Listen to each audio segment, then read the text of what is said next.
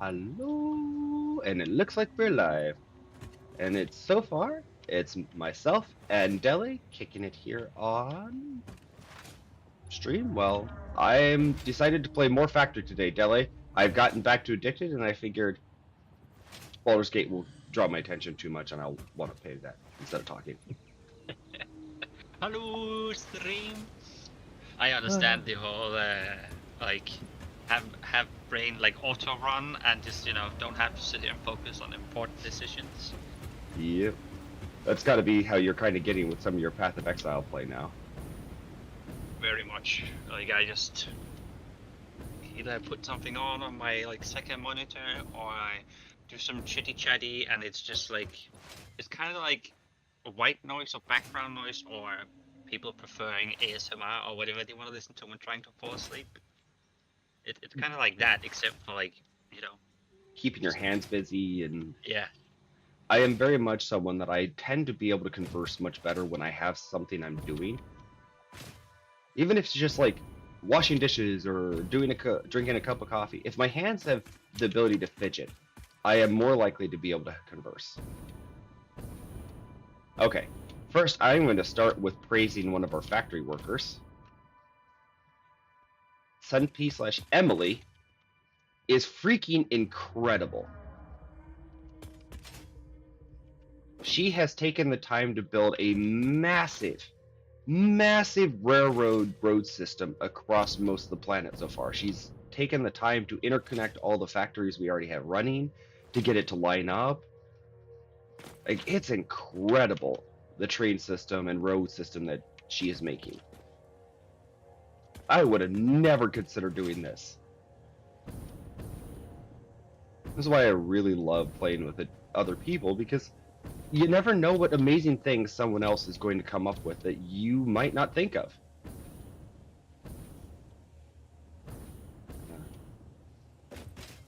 Yeah. Okay. So, conversation-wise, though, Deli. All right. So today we are going to talk about things like, human sexuality, different variances on it, perspectives, things of that nature. I will start with talking about myself, my past, and my history a little, because it is my stream. I am someone that has come to the awareness that I am demisexual. It took me a long time to figure that out. It relates to my desire to have deep personal connections as a priority over physical intimacy, but this does not change the fact that I am a very highly sexual person. Sexuality is one of those that I do find core to my very most intimate relationships, but yet at the same time I've come to realize that I don't need sexuality to be happy. So I think that's what drives me into the demi category. And Deli, for you, you mentioned your ace, I right? am very much the I don't know if opposite is the right word, but I am very much sexuality is not important and very what would be defined as asexual. I will even say that I find it a bit. I don't want to say because it's not disgusting is a rough word because it's not. It's very natural, but I find it. I just don't like the whole touchy people either in general. That also leads into it. Would you say that it just kind of makes your skin crawl, the idea of it? Yeah, Okay, yeah. It makes me itchy all over, and not in a good way. because I think someone described something one time to me as like, it was actually a touch sensitivity they had towards certain materials and fabrics and everything like that, and one of Yeah, them I have that was, too. do you?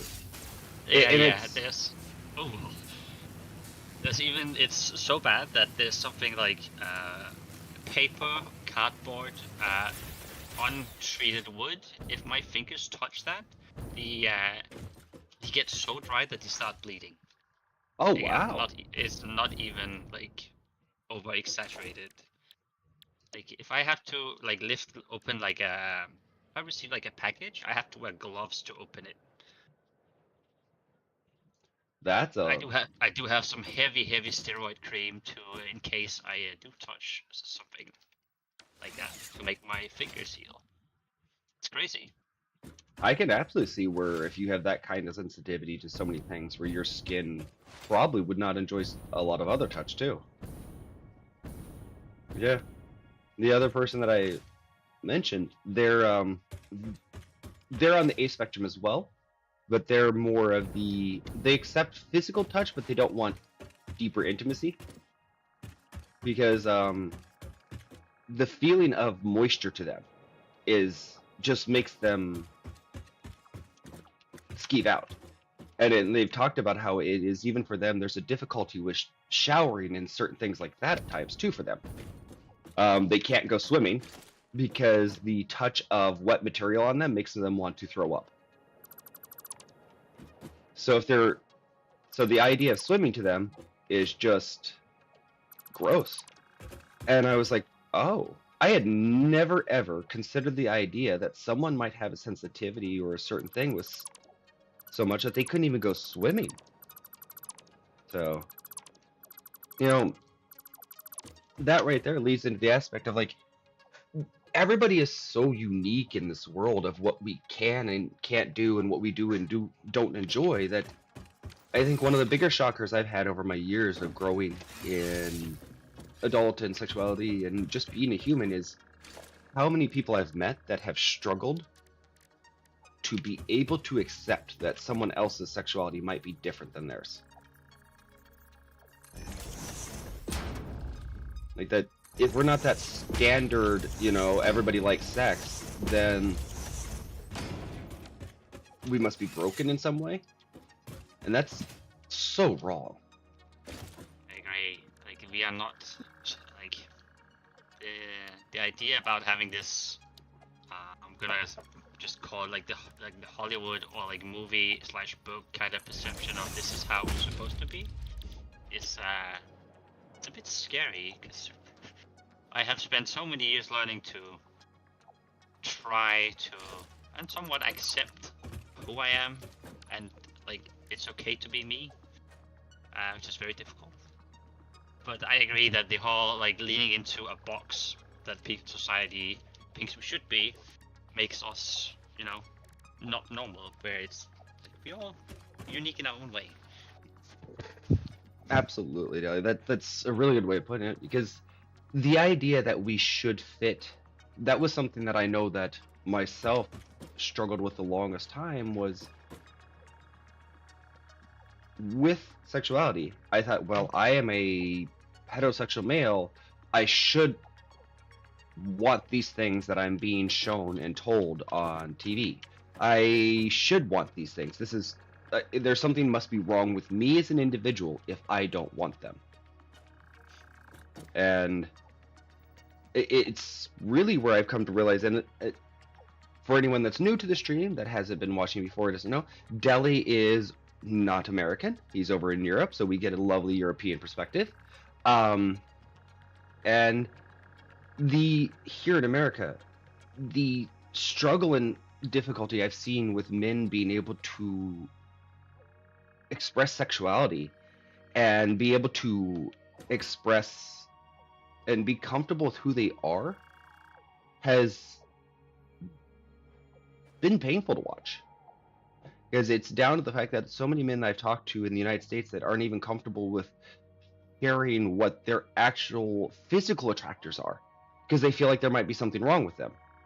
How dare I not be attracted to what society tells me women that are attractive are?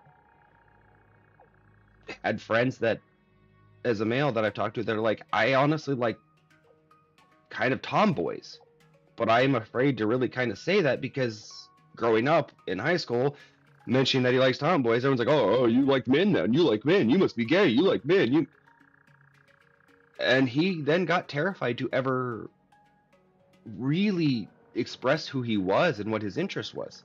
So then the toxicity of that masculinity that's the stuff that it bothers me, because this man now can't pursue safely, without feeling like he's doing something wrong, a partner. And now this partner, and if you're someone out there that happens to be a woman that doesn't want to dress like a woman all the time, now this man over here that would find them interesting is afraid to say it because of what they've been through. So how are they supposed to be able to find that person that, you know, would match their personality and who they are if we as a society keep telling them what they are doing is wrong? Because they don't match the standard.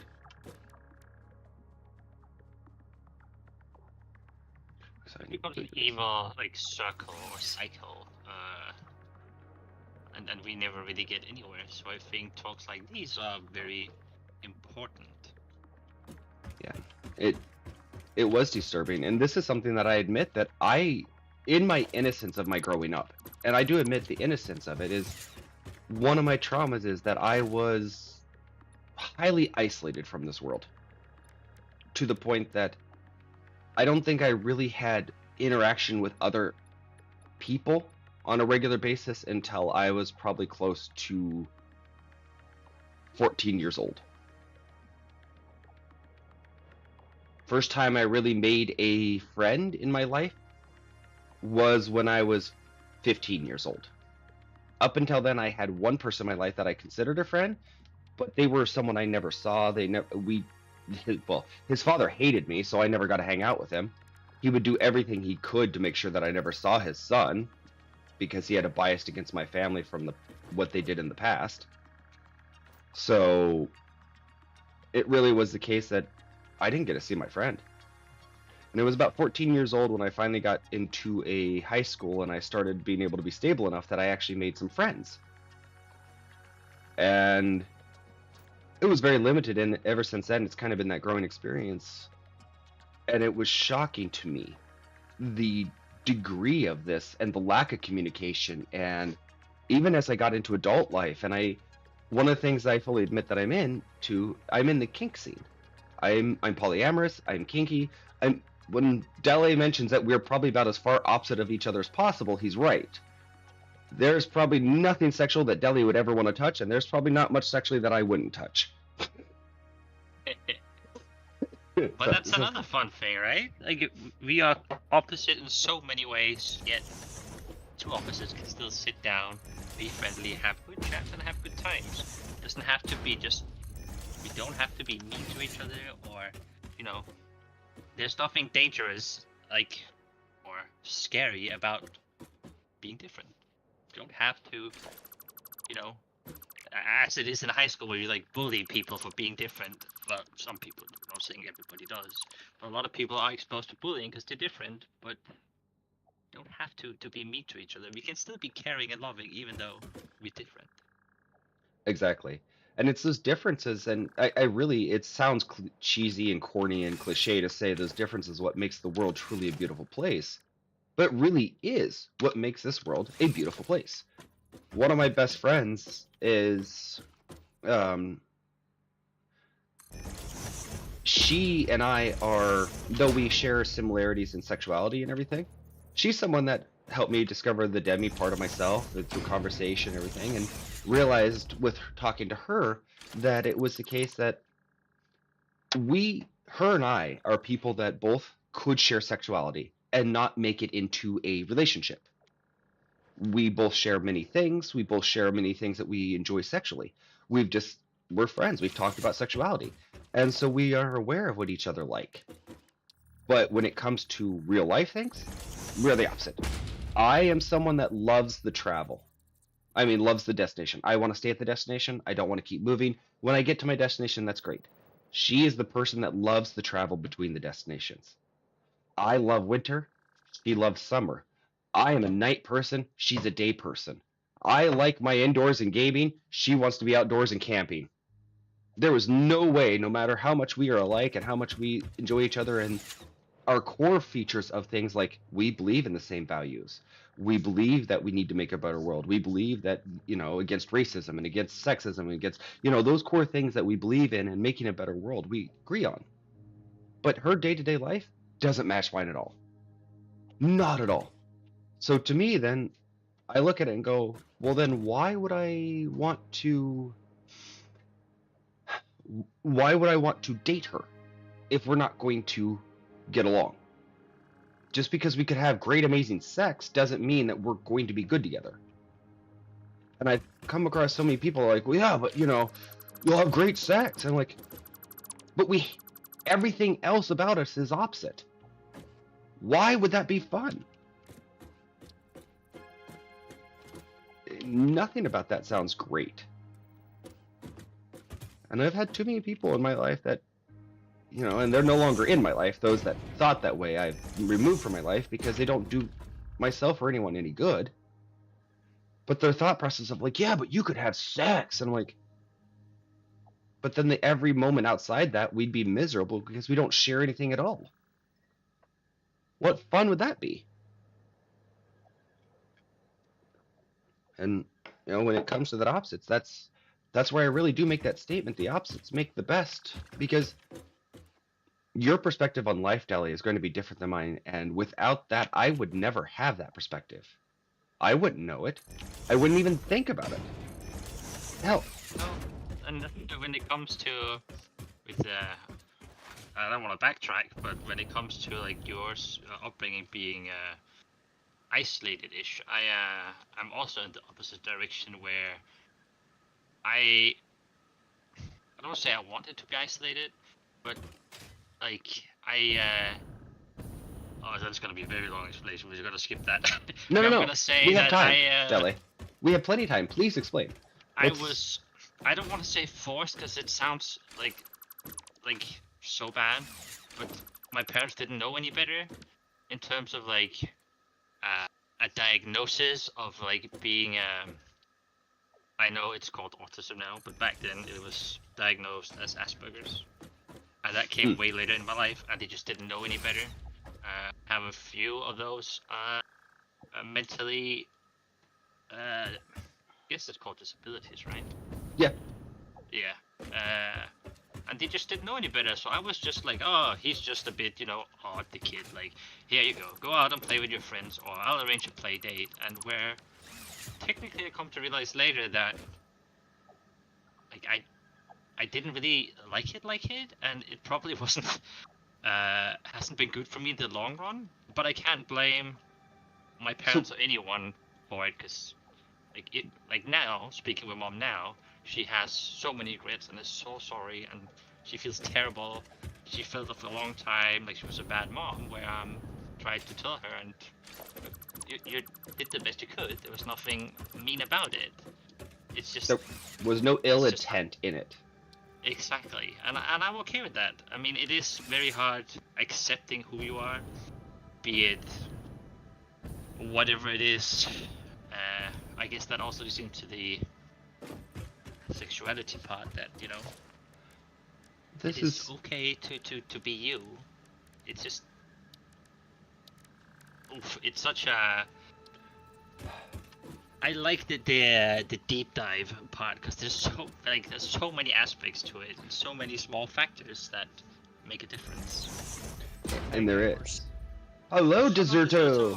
We have our other friend on here, Deserto, joining in. Desert, if you don't mind me asking, and if you don't know and don't want to feel comfortable saying it, that's absolutely okay. But we were talking about like where we kind of fall on the sexual spectrum. Myself being demi, Deli had mentioned themselves being asexual. How about yourself, Desert? Okay, so I'm maybe for the rest of my life probably going to be having to undo purity culture from several decades of Christianity, so I'm in a weird in between.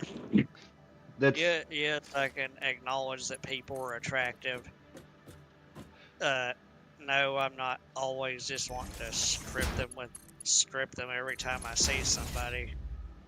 I prefer where I'm at right now, where I can acknowledge somebody is cute with their clothes on, but that's not a prudish thing, mind you. But that's because the clothes and the whatnot add to the expression of the person, which adds to the attractiveness. Now that is something I 110% agree with, because even though I am someone's highly sexual, the look of someone is important. But, you know, Desert, you mentioned something in your statement that is, I would say, is probably far more a actual legitimate thing that I would say the average average American male is unpacking more than they realize in many ways. Is this aspect of extreme Christianity and the psychological abuse that it did to our growth in sexuality. Because I will say for myself, there was so much self-hate for even having sexuality for the longest time. Because of what I was taught, how I was raised, the things like that.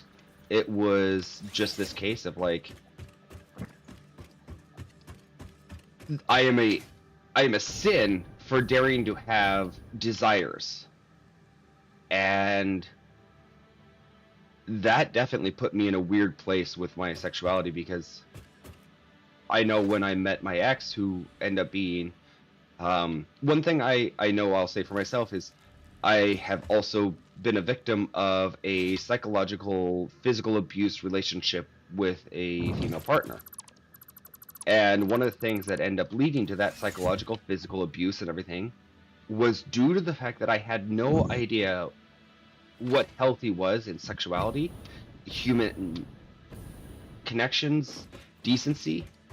And so when it came time and I first stepped into the kink scene and I started to try to express my sexuality and get into that, I made mistakes and it messed with my head, because it was a place that I thought was safe. And out of nowhere, I am being forced into certain sexual things, into scenes, into events, and then that broke me, because I'm like, well, then this must be what's acceptable, because they're accepting me as a person now, and they're okay with me. But if I had not had that fucked up Christian background, my brain wouldn't be in the case that it was going, I don't know what's okay. Because up until that point, until I met the individuals that were like, yeah, well, sex is okay, I felt that I was wrong for desiring sexuality most of my life. That there must be something wrong with me, that I can't control myself, type thing. And no, there's it is absolutely on me as an individual, as a male with sexual desires, to be absolutely 100% in control of my sexual desires. That is a base core of it. But how are we supposed to learn that if we live in a society where we continuously get shamed and ridiculed, and sexuality and human development and things gets pushed to the wayside? You know, that we're not allowed to have those conversations, or people get terrified of it. Part of the thing that I know for myself, that I will say that I usually tend to favor talking to women over men, is because in my past, usually women were able to have conversations where men would turn something like this conversation we're having now into sex. And I'm like, that doesn't help in any way whatsoever. Where if I talk to women, they'll tell me their stories, what they've been through, the experiences, how people have treated them, what shaped the desires they have, how they might not want something anymore because of what they've been through. And through, honestly, talking to more women than men, I have actually grown more of my sexuality and understanding of myself, because they were willing to actually stop and talk to me as a person. Not just turn it into titties.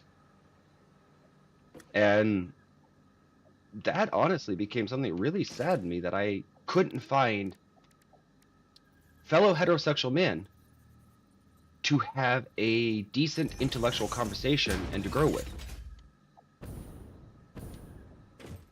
Oh, I agree. This is why these conversations and everything that we're having here and things are quintessential, and they need to happen more in our day and age.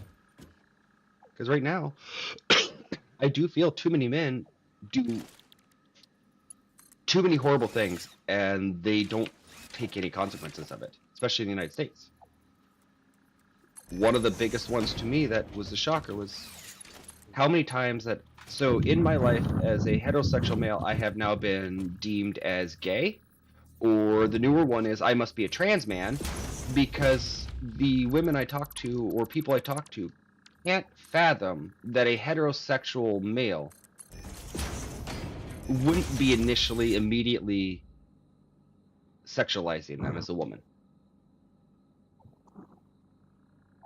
And my simple thought is, well, did you give me permission to sexualize you? And the amount of them are like, well, no. And like, then why would I sexualize you? The simple answer is, you did not give me permission. You are an individual autonomous being that until I am given permission to transition into a sexual orientation with this, I'm not going to. I will say it is not just in America that this happens. Yeah, I can't speak for the degree of it compared to here, but I can also only use myself as an example. Whereas I tend to be, well, bad anxiety doesn't. I don't exactly go out and mingle and chat with everyone, but when I do, actually feel sort of safe with people. I have had girls thinking I am, trying to get their pants because I'm just being friendly, and I'm just a friendly person. I was raised this way. Like, you need to be friendly. You only speak when you're spoken to, kind of thing. Like, if you have nothing good to say, don't say it. Like, no one cares about your shitty opinion if it's like just gonna make the mood go bad, or if it's something bad, just don't speak. Yep. And then I have women thinking that I wanted to do stuff with them or to them, or even call me creepy for being nice to them. And I'm like, I'm just having a conversation. I mean, I'm not sitting here trying to do stuff with you. I'm just trying to enjoy my own time, and I think you might be interesting, but not in like a, hey, let's go to the bathroom kind of way. Yeah. I've had that to a degree now. I've realized that, well, one of the friends that I have on the Discord, Sketchy, when I worked my last job that I had, it was a job that I made decent money, and during the whole fiasco when the United States was going through the things with COVID, and we had the they helped out the American population with that whole $1,200. Yeah. yeah, What was messed up about that is I was still full-time working. I was the only one in our house that was still full-time working. I was one of the few people in the world that was getting guaranteed full-time work without an interruption. I didn't miss a single beat. I didn't even get a single day off once COVID started. There wasn't a day I missed. They just moved us to home and said, keep working. And so I did. What was messed up is, despite all of that, my income, every time that money came out, I was the first to get it. It hit my bank account every time. And I was like, I don't need it. And then I would hear about friends and things that needed it. And one of my friends, she lost her job and she was going to lose her apartment because of everything. And I was like, well, did you get the 1,200? She's like, no, mine said it might not be able to come until it's a physical check. So she didn't get hers till like 3 months after mine. But I was like, well, take mine. I'm working full time. And between her and then Sketchy, a friend who I helped get a computer for, these are two of my friends that were like, so when does the other shoe drop type mentality? And I was confused. I just literally was confused. I'm like, no, I have the means to help you. It does not take anything from me. I am comfortable. I am safe. I am secure. I have everything I need right now at this time period. You are starving, you're dying, you might be losing your home, you don't have the things you need to survive. I can give those to you without taking from me, so I'm going to. And it took so much effort to get them to understand that no, there wasn't another shoe that was coming with it. There wasn't a demand that followed up. There wasn't a cost that followed with it. It wasn't one of these, now that I've given you this money for your rent, you owe me something. No. All I was doing was, here's the money for your rent. The most you owe me is go live your life. Be happy. Do the things. The person that I gave the rent to, the most joyous thing in my life that I see now is that they are actually at a place finally that they're safe, they're secure. They've got a job, they've got a home, they've got a place to live, and they're doing good. And I'm happy to know that if I was able to help them achieve that, with even just doing the smallest thing for them, that's what I wanted for them.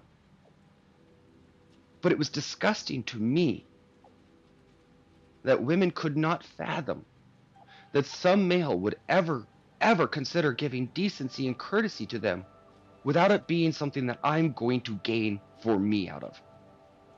Even down to a friend of mine that I tried to give them a video game at one point when we first were getting to be friends and everything. I was like, oh, this game's cool. I've got a copy of it. I have enough. You want a copy of it?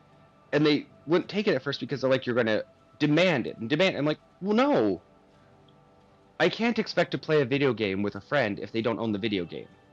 If I had the means and funds to get that game for that person, great.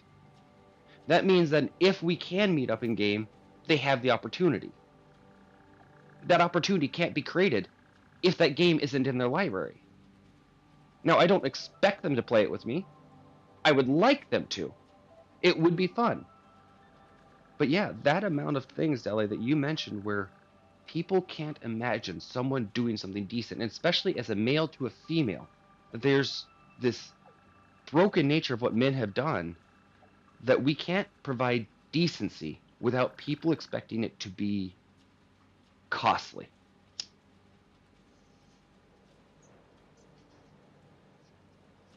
Yeah, it's strange that chivalry, for I don't know what other words to use, but chivalry feels very dead. Not in terms of people not being nice, but like people just don't expect it to be nice for nice sake. Like I enjoy helping out or being nice. Like it brings me, I guess joy is a good word, to help where I can. Yeah. And a lot of people don't really understand that. This is one of those that whenever I am struggling with my worst depression and emotions, when my mind is at a point that I am sitting there going, I'm down on myself, I'm feeling struggle, I'm feeling all those things.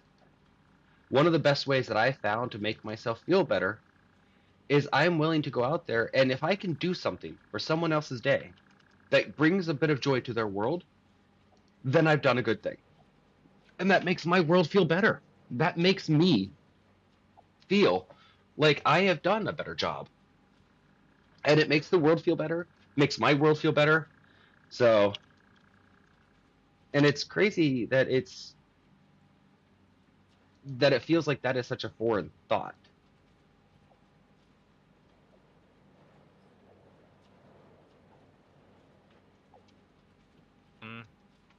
Oh.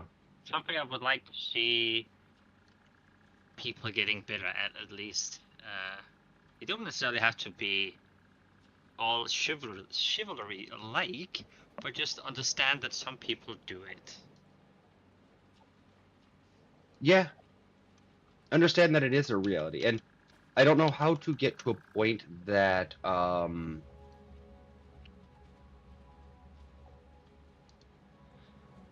trying to think of the right word. That, again, no, I don't need every single person to do this. That idea that everybody needs to run out and do things, or this or that, or no. We just need a world where if someone is offering kindness and things, it's believable. And the other reason I know that this is difficult is because right now, personally, I know in my life, when those that did the things that were not kind when they said they were doing kindness, there was no consequences for them. There was no follow-up. There was no punishment isn't the right word for it, but consequences. In my life, those that promised to do nice things and then did them out of horrible nature and hurt people and did things, well, people would just be like, well, you know, that's so-and-so or this or that, and make justifications for it. And I'm like, no, those are not okay behaviors. Then they would justify them, though, because they wouldn't want to possibly have to confront that the person they've been friends with or this or that isn't okay. So I don't blame people for not being willing to trust the kindness of strangers, because in our at least in American society, and this is something I've come to realize is a huge issue, is we have a victim-blaming society. That if you are to trust someone's kindness and you get hurt by it, the mentality turns around as, well, you should have known better. That's your own fault. You should have known better. That's your own fault. Why'd you believe them? Why were you willing to trust someone? Why? And instead of the statement of, it is horrible that someone would take advantage of your trust, the responses that I've heard is this blaming of, well, why did you do that? Why'd you bother trusting them? That's on you for failing to, this or that. Excuse me? That doesn't make sense, but, that's what I've come across. And it was shocking when one of my exes told me about one of the worst things about the abuse was actually the amount of people that would stand there and justify it. Because they'd be like, well, what do you expect for her being from a drug family? Or what do you expect from her already have been in an abusive relationship? She's always going to find abusive people. And I was dumbfounded with the thought of, like, why aren't we making the statement, why are these people abusive? It's well, what do you expect from her? She's going to find someone that's abusive. She grew up in an abusive household. She grew up in these things. Why are we justifying the bad behaviors that others are doing by blaming the victim for being the victim?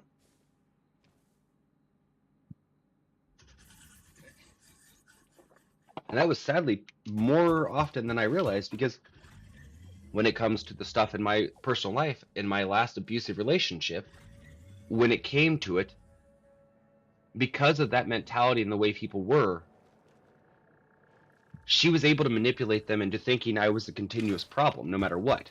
Because it was that mentality of, I should have known better, I should have done better, I should have, continuously. As opposed to a mentality of like, hey, these things are wrong. It's a mentality of, well, you should have done better. You should have known better.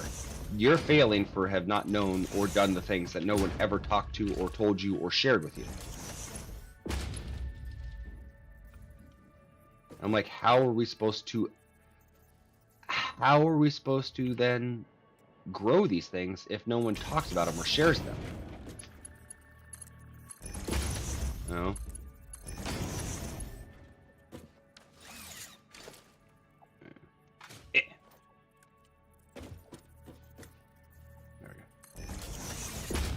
Yeah. I think.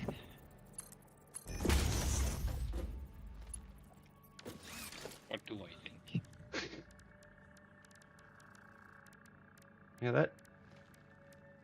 I could go on about other things though. That, like, the part about it that also kills me with it is the blocking of information from people.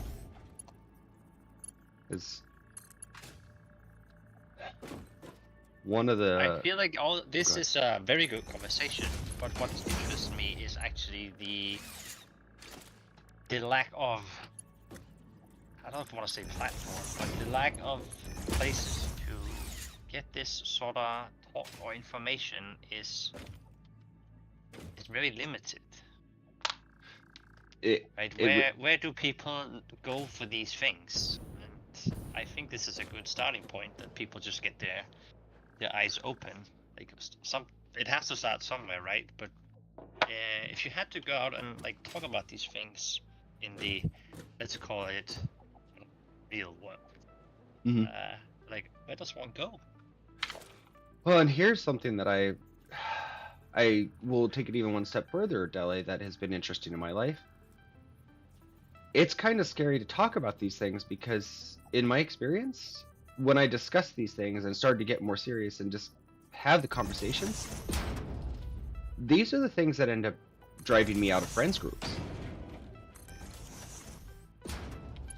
So if you, along those lines, when you talk about where do you go, that becomes something else I thought about with it. And this is why I do advocate and will continue and will always continue to mental health advocate. When I talk about, I'm a human advocate.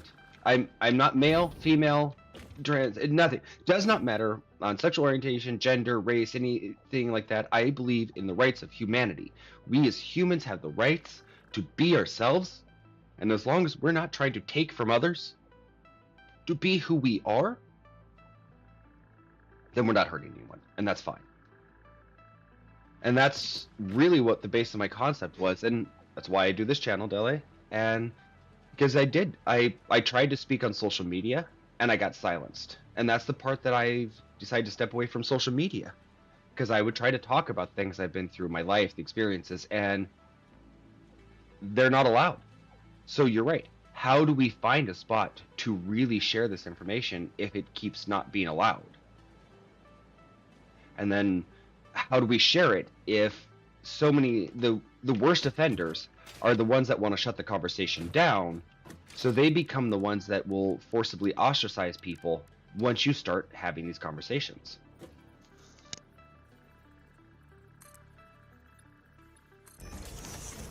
One of the biggest things that drove me out of my old friend group was they had a friend in there that was he was a misogynistic, racist male. In short, he was a Trump supporter at the best, you know, but he straight up didn't believe women had rights. And he would say that to his friends. He was like, women don't have rights. And he'd put it in that blunt of terms and everything. And it would be the case that this person legitimately would degrade women. And then my friends that were in the group were like, oh, we believe in rights and we're here for mental health and we're all these things. And I'm like, hey, this person just completely ignores things. When I tell them no, they don't listen to me. So if they're not going to listen to no when I say I don't want to play video games or a board game, why would I believe that this person's going to take no for an answer when it comes to more serious things? You know, all these things. And it was years and years, and to the point that it was their best friend from high school, that I got to the point that I had to leave because this individual got so unhealthy that it was not okay to be around them, that I left. And I realized that that's one of those disturbing things of like, how do we make these changes if there's no consequences for the individuals that are doing some of the most egregious things? And then, you know, that kind of plays into our larger world scale thing that I'm seeing as we are right now, Dele. How the hell can I expect things to be different in the world if the people in my personal life can't be bothered to, you know, have some small level of accountability?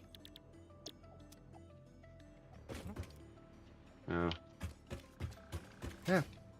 Again, though, times are changing. I do believe it. I believe more people are having these conversations on a regular basis, and we're not... You can't push us back in a closet and make us be quiet. We're not going to do it. Yeah, exactly. Once we've started speaking, we're spoken. We're outspoken now. You don't like it? Well, too fucking bad. You're the ones that created Captain Planet, all that, assholes. What do you expect from us? I think there is definitely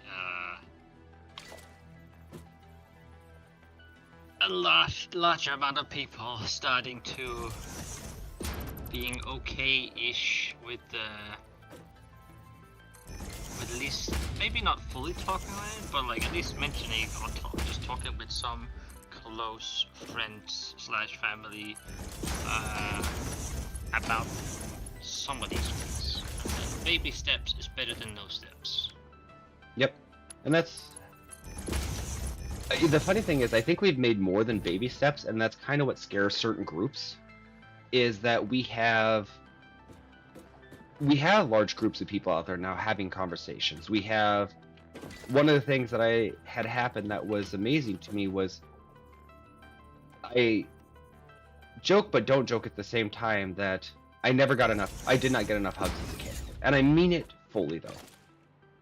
Affection was not something my family did. I've grown to realize that I absolutely love affection. It is core to me. I want to be touched. I want to be hugged. I want to be cuddled. I want to be all these things. They are something I love, but they weren't something my family ever gave. And what was incredible to me is being at a convention around a bunch of, I call them kids. I'm 41 years old and they're 19 years old. They're kids, you know. So being around a bunch of kids of 19, 20 years old and everything, and watching them have the capability to ask permission, to say, hey, I'm not feeling well, can I have a hug?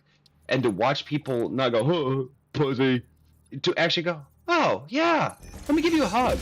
To have a random stranger look at me not doing well, because I had a moment while at the convention where my mental state started to deteriorate, and I had a random stranger, a random 19-year-old boy, come up to me and go, you look sad, can I give you a hug? I lost it. I broke down, I lost it. That 19-year-old boy over there had more wherewithal than every fucking family member I had. No wonder the older generation is scared. Because these kids, quote unquote, are able to figure out more by themselves without guidance. So that puts them further ahead than so many. And now, it doesn't mean they're perfect. By all means, we've talked about how every generation. Look, anyone who wants to diss on the younger generation, do stop and think back on the stupid shit we all did as kids and teenagers. We just didn't get it recorded. So there's no high morty. Anyone, and that is something aside. We can pick up on that conversation here in a bit. Like, it was disappointing that 19-year-old kids, 20-year-old people, people under the age of 30, had more capability of being empathetic, understanding, respectful, and giving full courtesy to boundaries. I had people there that asked me questions about who I was that wasn't intrusive, that was actually just defining who I am as a base person. Who are you? What would you like to be called? What is the name that you like? You know, legitimate things that are respectful to the person in front of them. And then I remember that the people older than me have this mentality that is like, no, I'm going to do whatever I want, however I want, and you're just going to accept my choices and live with them. I've decided I'm calling you X, you're going to be called that, and that's, you don't get a choice. That's fine. Oh, no, fuck you. I'm older than you, I've made the decisions, I'm wiser, I'm smarter. So a whole bunch of people that are so prideful on their intelligence and how great they are and everything are now having to face the fact that they are a bunch of idiots. They're fools that have lost track of time and everything going on, and I think they're scared of it. So, and all that's kind of coming to a head. You know. But yeah, on the lighter thing real quick though, with the younger generation. Oh yeah, I've heard too many times from people that are my age and older that, oh, these kids these days, they want this and they da-da-da that. I'm like, okay, anyone that thinks these kids these days are dumb or prideful or all the, I remember what it was still like to be a teenager. I still remember what my fellow teenagers did. I remember the dumb things that they thought they knew the best about, and this is the same group of teenagers that, you know, one of them thought welding their car gas tank was a good idea with gasoline still in it. I can not recommend people doing that. No, it took several people and a teacher running out there going, oh my god, no. Oh, I just had a quick little thing that I had to seal up right here near the gas tank. I figured I'd weld a little plate on it. Your gas tank is leaking and you thought you would put fire to it to fix it. What the fuck? So yeah, there is no, oh, our generation was, nah. People just like to look back on things with the rose-colored glasses and tinted glass or whatever and think that their time didn't have the stupidity that these people do. No, we were just lucky enough not to have it recorded. That's the only difference. Yeah. I also had I had a fellow classmate that decided, you know, it'd be a great idea, it'd be fun to fill balloons up with oxyacetylene from a torch. The thing that is highly explosive and any, you know, spark near it will ignite. Let's fill up static electricity charged balloons. I am questioning, where do these kids get access to that? Welcome to the Midwest and farming territory where farmers have welding. This is America. Yeah, you're talking this America where we have access to anything dangerous we want, but we're not allowed to educate ourselves. That's crazy. It is. Oh yeah. When I was in the Midwest, I had access to so many dangerous things that are not even. I lived on a farm after my grandfather passed. My mother and I moved back to the farm to take care of it and take care of my grandmother. Well, my grandfather, when he passed, we come to find out that all the chemicals that he'd used for his farming and fertilizer and all those things, we still had them. He'd kept them in one of his Quonset buildings, in this little silo, in this metal building. So as we're going through, we open up the door and there's jugs of chemicals. Not fully sealed, not fully secure, not properly stored because, well, let's be honest, my grandpa grew up in the day and age where chemicals were a brand new idea, so they didn't really put... When they talked about, does anyone in your family die from cancer? I'm like, yeah, my grandfather, but between spending 36 months in a POW camp and being exposed to shit tons of chemicals and smoking all of his life, I'm pretty sure one of those caused the cancer. And not thinking it's genetic. And when I'm talking exposed to chemicals, he came back and was a farmer for years. And during the 50s and 60s, when there was no chemical regulations, oh yeah, you just pop open the bottle, pour it in. Stand there breathing all the fumes of the chemicals you're pouring in, who cares? Well, I started to look through these chemicals, and the messed up part about it is, a lot of these were chemicals that I shouldn't have had access to because they become illegal because they're used in either drugs or explosives. I just had a shed full of them, basically. That's scary. Right? It was, because I was also a scientific mind, and I did find out many things burn, and many things blow up. Many things do in fact blow up, and it doesn't take a lot. Kids, stay away from... If there's a warning label on, like, even if there isn't, please ask an adult if things are safe to play with. Please do. That is a Skyrim loading screen ass description if I've ever heard one. Things do in fact blow up. Very much so. Oh yeah, no. I am lucky to be alive multiple times over. You know, I have blown things up. I have set things on fire. I have caused explosions that probably should have hurt me that I somehow managed to live through. This is what I mean. The teenagers. Now, none of mine were the case that I tried to fill like a balloon up with oxyacetylene. That's just explosive. I, though, decided, you know, let's make explosives. So I would make explosives and then blow things up. But, you know, me, I'd be like, I'm going to be safe. I'll go stand a ways away from it. Well, explosive through shrapnel and other things, you know. There's a reason that when they're testing explosives, they have explosive shelters. Ducking behind a tree is not an explosive shelter, just so you know. But yeah. Yeah, see, and this is what I mean. Like, kids do dumb shit. I lived on a farm. I found out how to make napalm. So I made a whole bunch of napalm and poured it over our burn pit. That shit burns. Anything. Everything. Very quick, too. That was dumb. Because if the fire department showed up, how do you explain to them it's not being put out by their extinguishers because you might have made napalm out of it? Hindsight, that was a bad idea. It was a really bad idea. I Cool. cannot recommend mixing chemicals. Mm-mm. That is something really should be done by individuals that have knowledge and have understanding. If you're interested in mixing chemicals as a younger adult or things, pursue a life of chemistry. Don't do it stupidly on the side. You will probably get yourself hurt.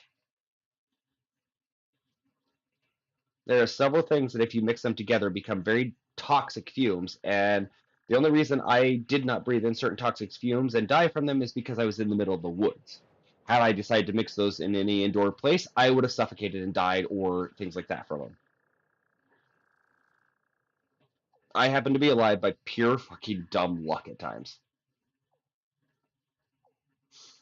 So, again, when we talk about younger generation being dumb, I'm like, no. We're all dumb as teenagers and things. The job of, and this is where it frustrates me, and this goes back to kind of like our situation as learning and growing in sexuality and pure people and exploring ourselves. The adults that were in charge of me failed to do any responsible adult things. They legitimately did. I was left as a unattended wild creature, basically. I call myself Frankenstein's monster. I am the creation of the society around me that made me, and they want nothing to do with what horrific creation they've made. So they leave me to my own devices over and over and over again. And if you leave someone to their own devices, we get curious, we get inquisitive, we try to figure things out. Hell, I know that the first amount of my sexuality was not really okay. There was many things that I struggled to understand and do appropriately because no one talked to me. That was a taboo topic. You don't talk about sex. How the hell am I supposed to figure it out then? National Geographics? Like, that's gonna help.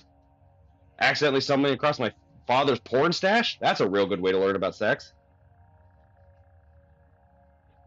No, I can't imagine how many. I know there's at least scores of men out there that their introduction to sexuality was finding their father's porn stash and then never having any talk about it.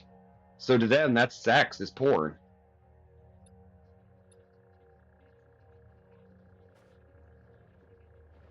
Yeah. No, we don't discuss it. How are we supposed to grow? And that's why this, like you said, Deli, conversations like this, having channels like this, having. That's why I'm glad to do this and do a longer one instead of a short bit on, other social media. Because I want this to be a conversation that meanders to cover a lot of topics. Because human sexuality and human identity is a very complex subject. It's not a short 30-second brief thing. No, it is not as simple as humankind likes sex, we do sex. Suck, suck. That's not how how the conversation goes. Yeah.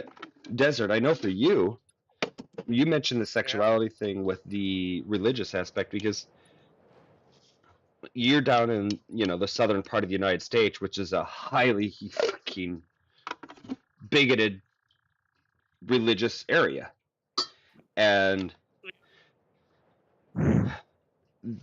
that sadly, growing up in Nebraska, I have somewhat of a concept of what it does. It fucks with the women's mindset there too. Because, Yeah. How are you supposed to have a healthy understanding? We've talked about this, Desert, where it's like, as you're coming to understand it, you're like, but I don't want to make babies. Well, you're a horrible person and there's something wrong with you. Okay, but why is the only point that you have as a purpose as a woman now is to literally pop out a baby? This feels confusing.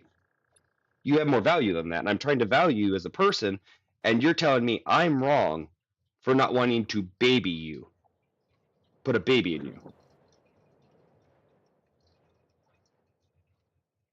Yeah, exactly. I'm just tired of the whole thing. Yeah. Is it that Christian mentality of like our job is to reproduce plays a huge factor in it? I've had a vasectomy, and I've had people in the Midwest tell me I was a sinner because I did that. I had people in the Midwest tell me that I was failing to be a human being because I'm not having children. I've had people tell me that, you can go down the list in many different ways of the way they're saying it, but in short, I'm a disgusting human being because I chose not to have a child.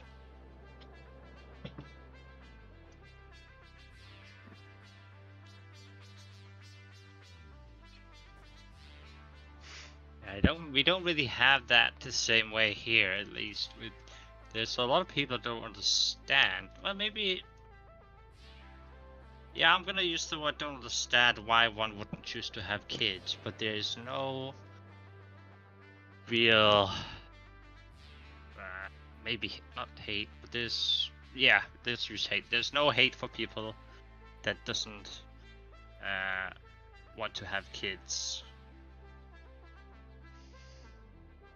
There is, however, a very big question. People question why someone doesn't want to be in some sort of relationship. Like being alone or just yourself, not needing a companion, people find weird. I bet that is something you get fairly often, Delis. I get that very often. Because why wouldn't you want a companion? Why wouldn't you want a partner? Why would now that one? You know, not to justify the thing, because to me,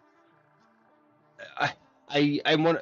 I guess because of the fact that I was isolated from everything so long, the aspect that everything is different by individuals, and one of the other traumas I lived through was I didn't stop moving, and it wasn't military. It's because of the horrible, fucked up divorce my family went through. I did not actually get to stay in one school in one town until I hit freshman year in high school. That was the first time, from freshman to senior year, was the first time in my life that I did not change schools at least once a year. So to me, the concept that people were different, I guess, just became so forcibly shoved into me that the idea that you might not want a relationship, I'm like, okay, that's fine. That makes, I can't conceptualize it in the sense that I want relationships, but it makes perfect sense that someone might not. But the amount of people that I have come to realize that if you break the norm of what a societal norm is, that they just, their brains can't fathom it for some reason. Yeah, I mean, I get. It's, they don't say that it's odd. Like, people here are not very, like, confrontational or, I guess, direct in terms of like saying things, but you do get the odd side eye. Yeah. Quite often, actually. That I could see that. The other, I'm going to say honestly, there's a little bit I can say that I understand why.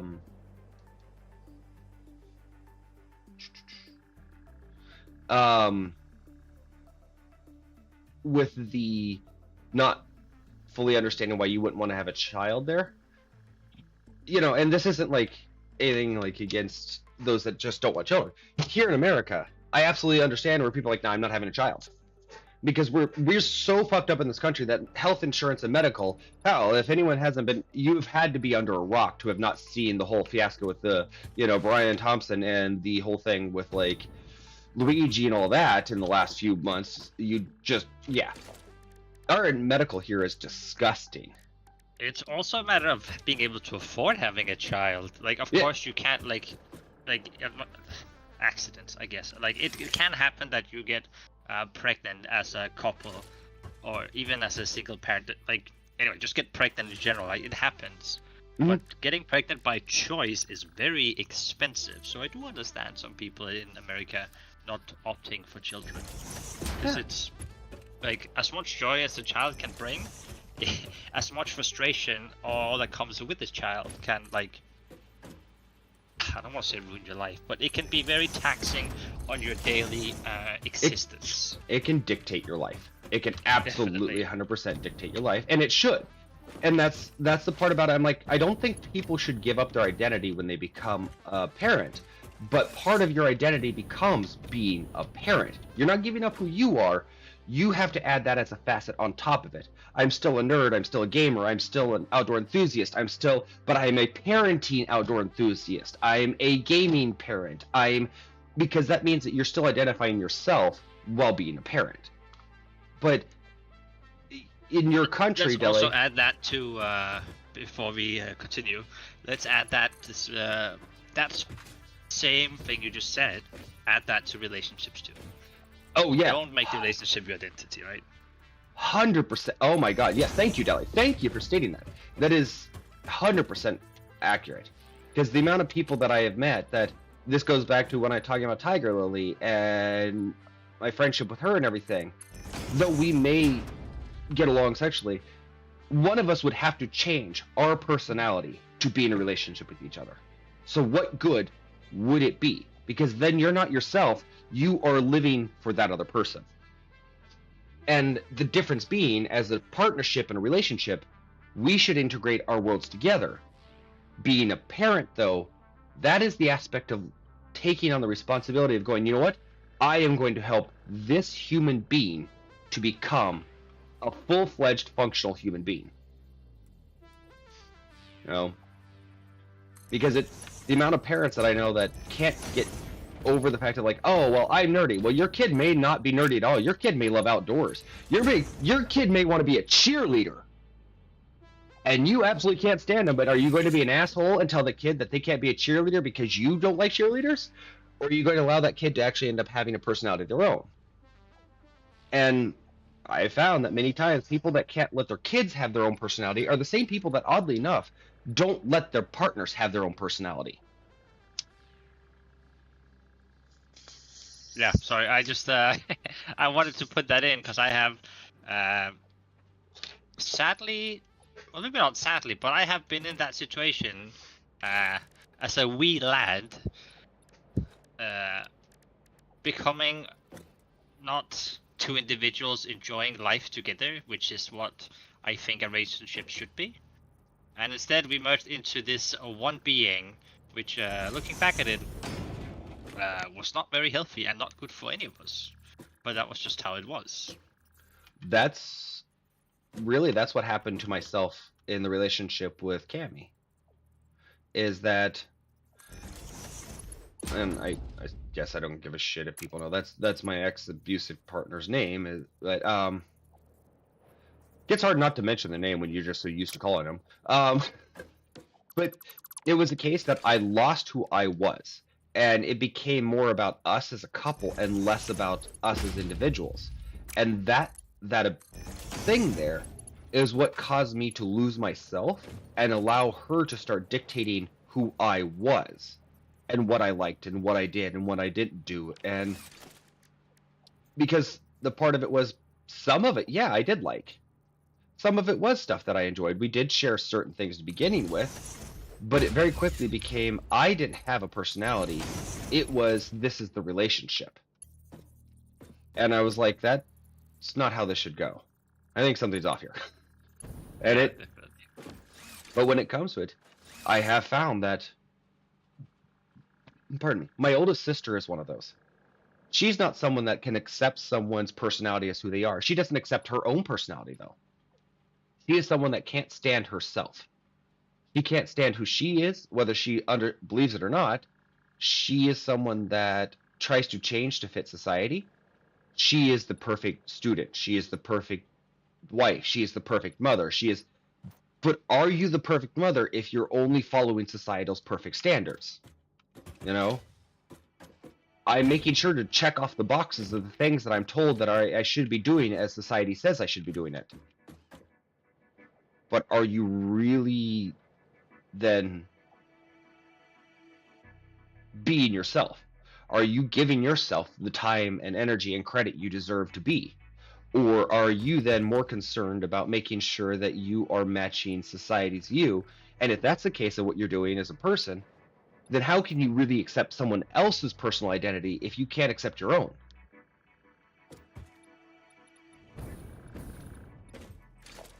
Motherfucking RuPaul said it right. How the hell are you going to love someone else if you can't love yourself? Yeah, I have always, not always, but I have gone by the, not by the word, but kind of by the idea that my grandma used to say, you are your own best friend. People need to remind themselves of that, you know, you need to take care of yourself. If you ever come in a situation where you have to make a choice, you can always ask yourself, if it was your best friend you were to advise in this situation, what would you say to them? Or then, usually it's, you know, something caring or something, you know, where the decision is kind of as a air quotes good outcome, but quite often if we don't ask ourselves that, we end up making a bad decision, and it's not always fun. Yep. And then the other part with it is, as you know, I was talking to co-factory worker here, Emily, the other day about this, and we were talking about getting scammed. And it's that kind of thing with people that get scammed are likely to get scammed again because they feel the guilt and shame of it. Those that don't make good decisions for themselves and hurt themselves in some ways, there's a likelihood, an aptitude that they will probably end up doing it again. Because if you've made that decision once and you feel the guilt and shame for it, my middle sister's one of those that's a perfect example of that. She tends to be, when she's made a decision, she lives with that decision. And she's unwilling to make that decision, and she doesn't want to tell anyone otherwise, because then she's going to have a feeling of guilt and shame that she made a bad decision. And then so she'll live with the consequences of it, I would say dive even heavier into it, doubling down on it, making sure that no, I'm going to come up with more and more justifications of why that's the right decision. Because it'd be something that if you were to tell a friend that they ask if they should do that, you'd be like, no, that's a dumb idea. But for herself, she wants it so badly that she won't tell anyone. Then she'll make the decision, and then she'll feel bad for it because it didn't go well, and then she'll double down on it or hide it, which allows it to go on longer. And honestly, I know the truth is my grandparents, actually, my grandmother and grandpa on my father's side, may they rotten fucking shit, those horrible fucking disgusting pieces of human garbage. They are literally the existence of what is wrong, and I am so glad the day they died was one of the best things they ever fucking did on this planet. The psychological abuse they did to my sister was literally they used her during the divorce case to manipulate, lie, and get what they wanted. They used her to say what they needed her to say to make my mother sound bad or get what they wanted. And then when they were done with her, they basically just left her.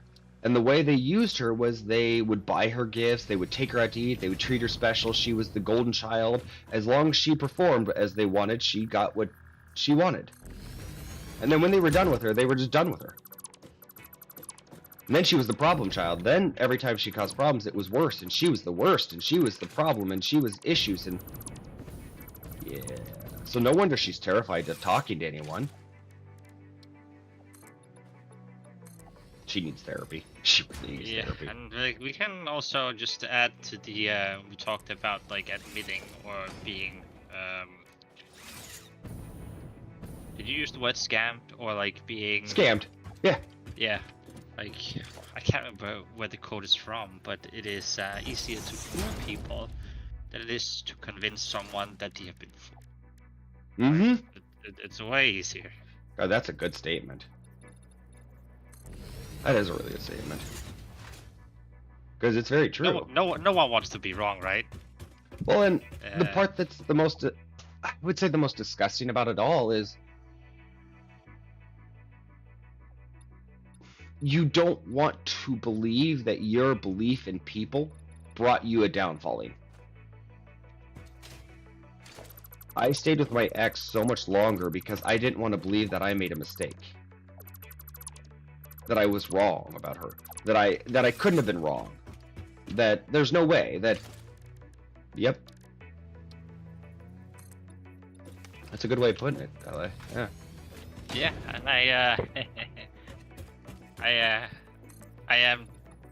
It definitely took me a long time to get to a point where I would much rather be wrong in certain things and then learn from it, or hear someone else's perspective, and then maybe realize, hey, that is actually a way better way of thinking of it, or a better way of doing something, or just completely be mind blown, like, wow, why have I never thought of this?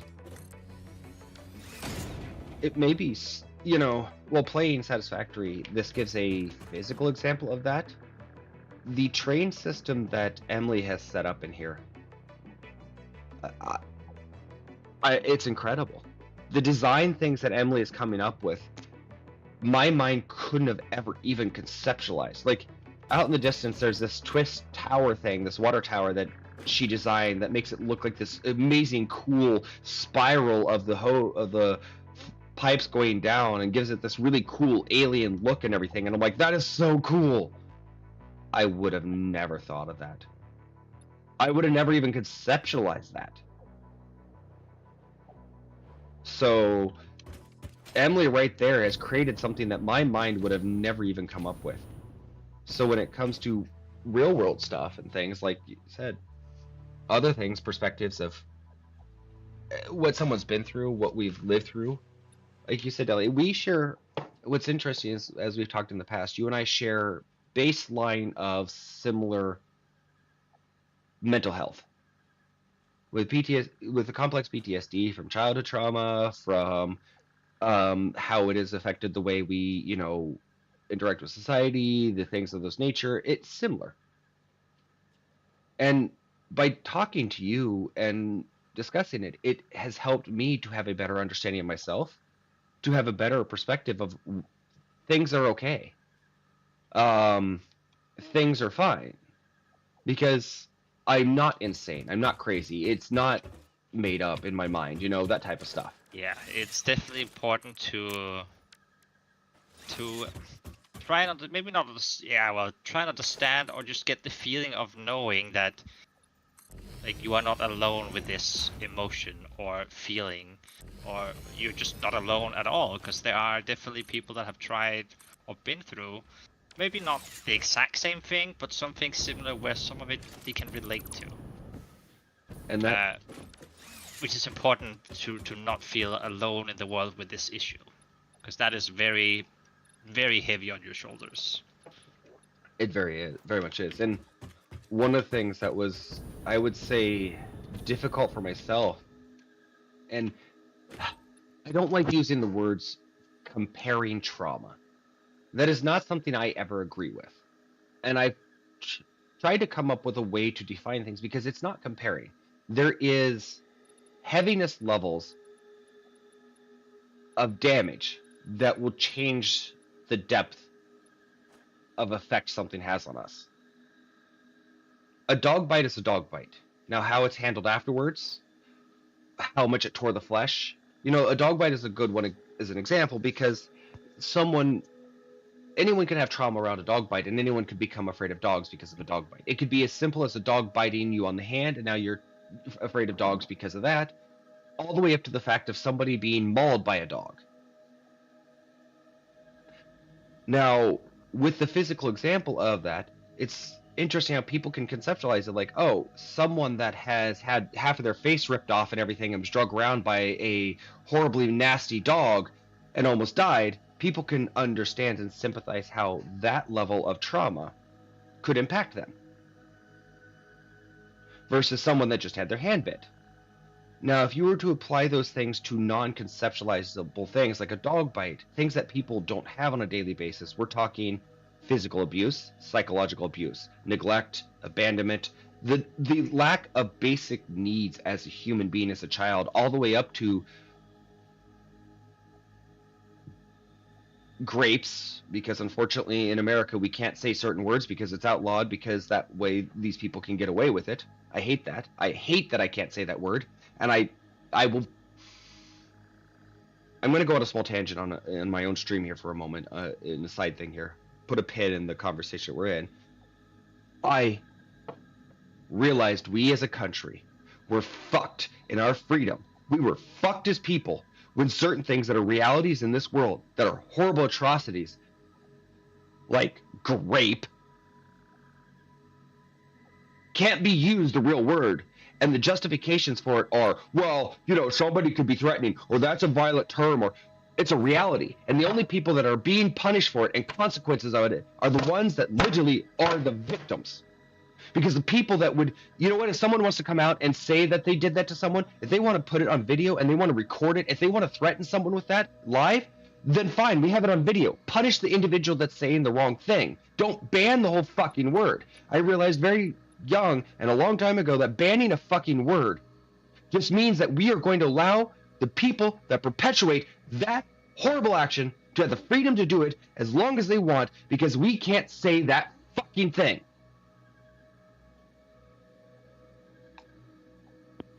So no, we as Americans have not had freedom of speech for a long fucking time. And it's disgusting that it is now 2025 and it's finally having Americans go, oh, wait, we might not have the freedoms that we thought we did. Really? Obviously, all you dumb shits haven't been a fucking victim in this goddamn country. Because being a victim in this country means that you're not allowed to fucking speak. And every victim I've come across, and I mean that in a definitive term of every victim I've come across, says the same fucking thing. That was one of the biggest shockers from my ex, was just how much she pointed out all the things that I grew up with, all the childhood trauma I went through, all the things that they did to me as a child, how I'm not allowed to speak to them, all those. That's the victim blaming. And it is our society that we're in that has banned or made it illegal or made it so we can't talk about things like horrible Catholic Church abuse, the psychological damage, the horrible priests raping the children, and how the United States government doesn't want to deal with it. So their better way of dealing with it is we will remove the word from the ability to say out loud, and we'll use things like forced sexual interactions and forced interactions instead of the actual technical definition of the fucking word that we have for it that horribly sounds terrible and everyone wants to avoid. So in our country, we're not allowed to talk about being a goddamn victim. I'm not allowed to talk about being a survivor of a Christian cult and the things they did. It gets shut the fuck down. So I guess I'm at a point, there's a bit of me that just doesn't give a shit with certain things, because as I've had for years and most of my fucking life as a victim in this country, I've not been allowed to talk. I've not been allowed to speak. And in speaking, I'm not even welcome in my goddamn family anymore.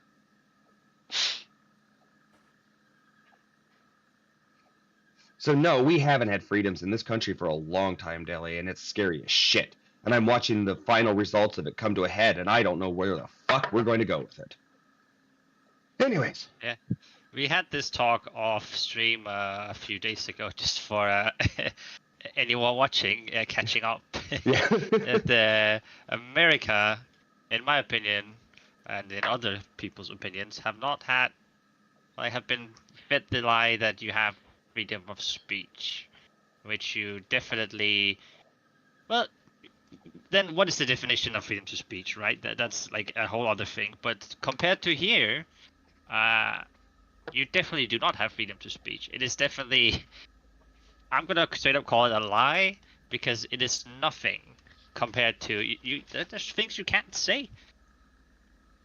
As you just mentioned, like you have so many things that are just like propaganda compared to here.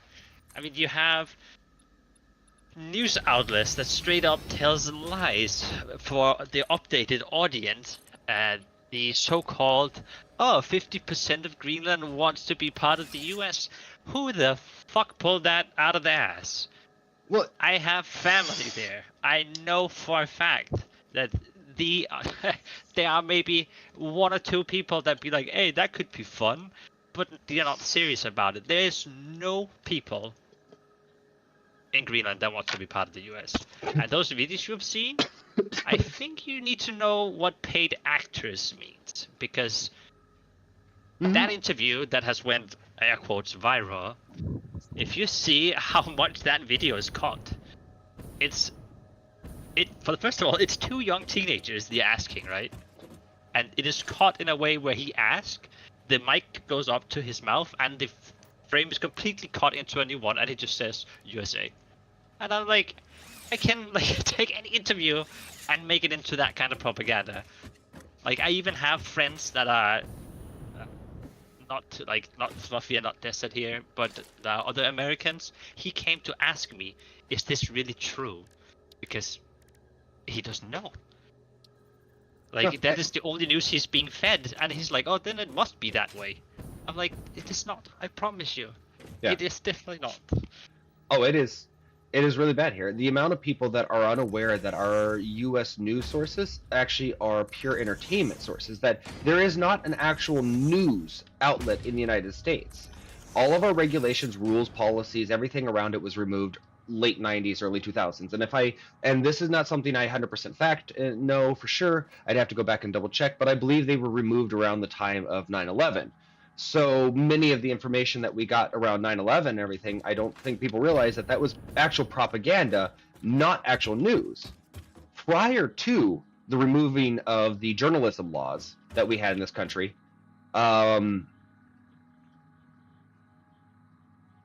remember growing up as a kid, Walter Cronkite was the biggest one that I remember. This was a man that was like the newsman for the United States for the longest time.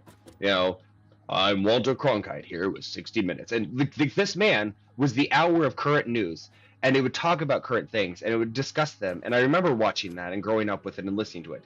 And it was factual information because I remember Walter Cronkite came out with some things during one of his things that was wrong.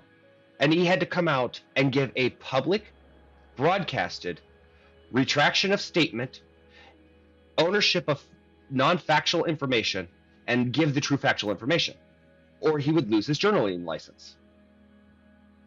So there was this whole thing about it when I grew up in the 80s and 90s, and there was points where they made that. So you put that in place, and then the government sneakily and the corporation sneakily took out all these regulations that we had. So now you have and I don't blame the American population, because up until then, we did have a system. And the problem is we've had systems in place, but now the bigger issue is these systems that we had in place have actively been removed from our world. So they're no longer legitimately there. They're no longer anything that is actively there. They are gone. And that has created the system that allows them to publish whatever they want, whenever they want, however they want. And you have a whole bunch of people that are my age and mid-30s and older that have a full belief that everything on the news is real, that they're giving actual news. And at 16 years old, I already knew something was wrong because I was in Future Farmers of America, and we had done this huge fundraiser and done a whole bunch of things and made a whole bunch of money and helped out with the county fair, and we created this whole entire petting zoo, and it was this big thing that we did. And it was so big that the news came out, the news in Lincoln, the big town near us. Ooh, we're not even close to it. And they came out, they're like, yeah, we want to interview you. We're going to put you on the news. It's going to be wonderful. I sat there for 45 minutes in an interview, asking questions, talking to them and everything. I was like, I'm so excited to see my interview. And it literally came down to like a clip of one question and yeah, we'll enjoy it. I'm like, 45 minutes of interview and I got a yeah, we enjoyed it. Where's the rest of everything else? And it is not scandalous. It is not worth mentioning. Well, That's what it seems like. This was their feel-good clip of the week, you know. So they had to make it feel really good.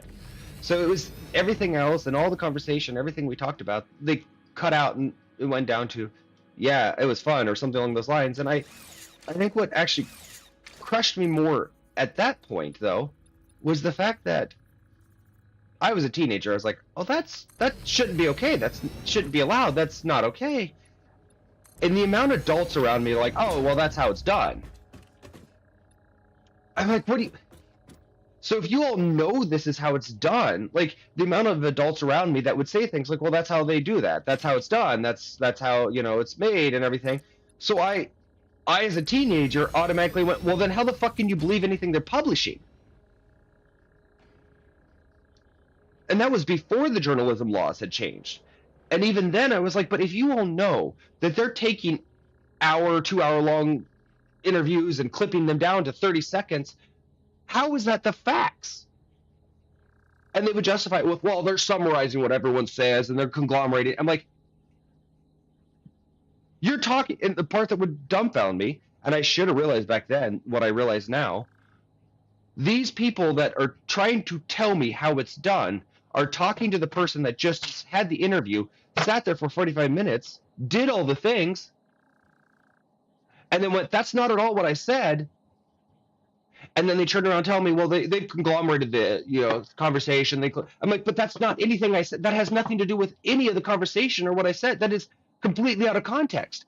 So I'm standing there telling them they're wrong from my own personal experience that I lived through, that I just went through, and they're telling me that I'm wrong, and they're telling me that this is how it is, and then they're telling me that, well, the people that are giving the information are correct. And it goes back to your statement. It's easier to scam someone than it is to convince them that they're being scammed. Mhm. And we're in the consequences of a whole entire country that's been on a long-term scam from the goddamn Catholic Nazis. I'm going to say it. I don't give a shit. I believe our country is run by Catholic Nazis. I'm probably going to get labeled a terrorist, but I don't care. I don't know. I saw a Nazi salute on TV not that long ago. But it's a Roman salute, Deli, don't you know? It's a Roman thing. You just don't know your history. Uh-huh. Because, Deli, don't you know? It is not the Nazis. It is the other conquering imperial nation that came through and destroyed every fucking thing that it ever came across and enslaved everyone it disagreed with. That's totally better. That's a totally better group to reference. Because, the Roman Empire did not go through and systematically try to destroy every other culture in the rest of Europe, wiping out everyone else's history and replacing it with Roman life. No, that didn't happen. Oh, no. Madness. And the part that I find funny that people don't realize is like the key to being a Roman was that you could never be a slave. So as long as you are a Roman citizen, and if there's historical people out there, please double, triple check, fact check me, but this is something that came across my historical thing.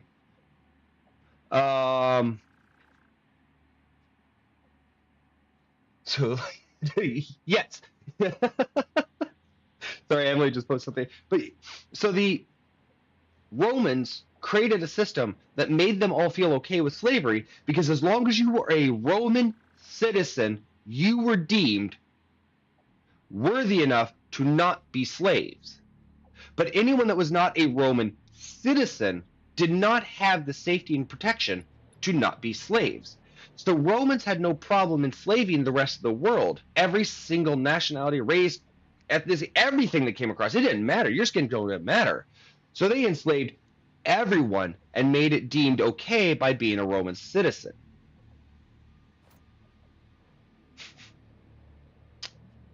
So yeah, that's so much better. So much better. Don't worry, we won't do what the Nazis did and genocide you. We just will deem if you're not an American citizen, we have the right to enslave you and force you to work and do whatever we want to you. Totally better. Yeah, I am questioning. I've heard talk lately that people were duct taping the logo because they're ashamed of it. But I don't know if that's true or not. I'd be surprised. I think I just froze my stream where I got stopped. You're back. Okay. I was like, I might have said something that got me kicked already. No, you might. Just a little hiccup. That's good. There was speaking of hiccups when you froze, just like 15 minutes ago, Path of Exile froze, and the first thing that happened on the Discord server I think I'm part of is like Elon's at work. Oh my god.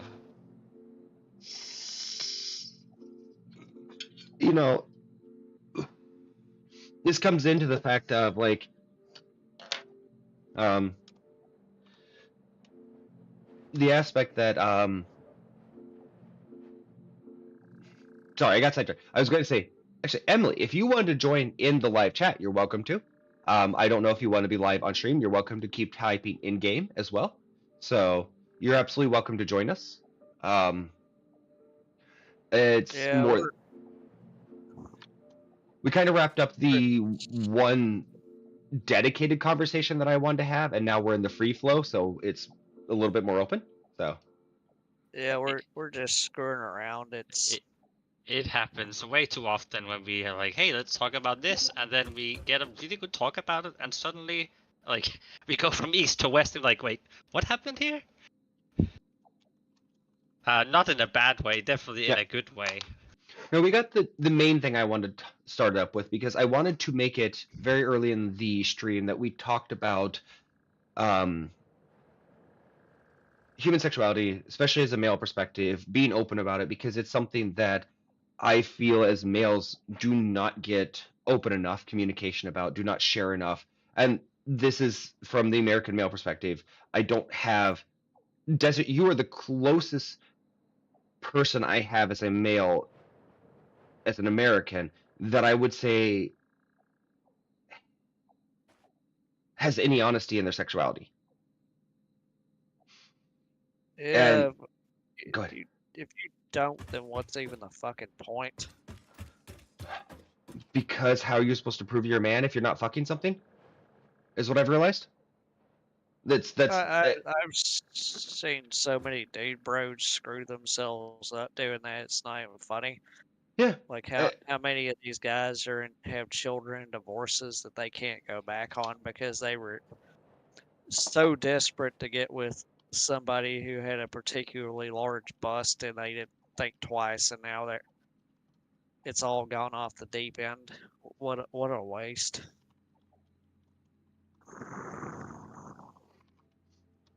Yeah. Oh yeah. The amount of men that I know that have pursued women off of looks without any personality.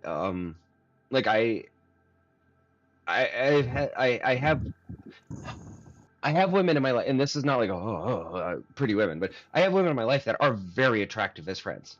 One of my dearest friends that does the pottery for that I like, that my coffee mug, and I'm getting her to start making plates and other things for me because I want like all of my dishes in my house to be handcrafted pottery, which would be cool because that sounds more interesting than copy paste dishes. But she is stunning, and she is someone. Again, I'm Polly, and I initially met her years before I was interested in her. Randomly came across her booth. I looked at her at that point. I'm like, damn, she's beautiful for what I like. I was already at that point kind of realizing what I find interesting in a person. It's their aesthetic. I do like, and I admit there's a few physical features that I know that I'm attracted to. One, I am a person for lips. Lips is something I've come to realize that if someone has the cupid bow lips with the slight plump that is the aesthetic that I like, I'm instantly like, my mind goes to, I wonder how soft they are, and how kissable they are almost. That's what my mind thinks, and I know that's a physical attractor for me. Then now I also know I'm heterosexual because I've seen men with soft, plump, luscious lips as well, and I go, those are beautiful lips. But my mind never goes, I wonder how they feel on mine, you know? And that's how my friend helped me realize I was fully heterosexual and everything. And so saw her, she's tall, she has beautiful lips, she has long, gorgeous hair. She's got and she's a nerd beyond belief. When we first started talking, she mentioned something about Zelda, and she really wanted to be home gaming, and other things. I'm like, nerd, But at no point I'm in a relationship. I have no idea who she is. I just happened to stumble across her in a booth at a event. First time, not like I'm gonna be like, hey, lady, you want to get together? I compliment her stuff, moved on about my life. What about my life? Saw her again at another event, talked to her a little bit more, complimented her stuff, moved on, bought some things, moved on. And after a couple years of running into her and everything, we started to communicate more, and we started to connect online and everything. And I got an opportunity that I was no longer in dedicated, committed relationships.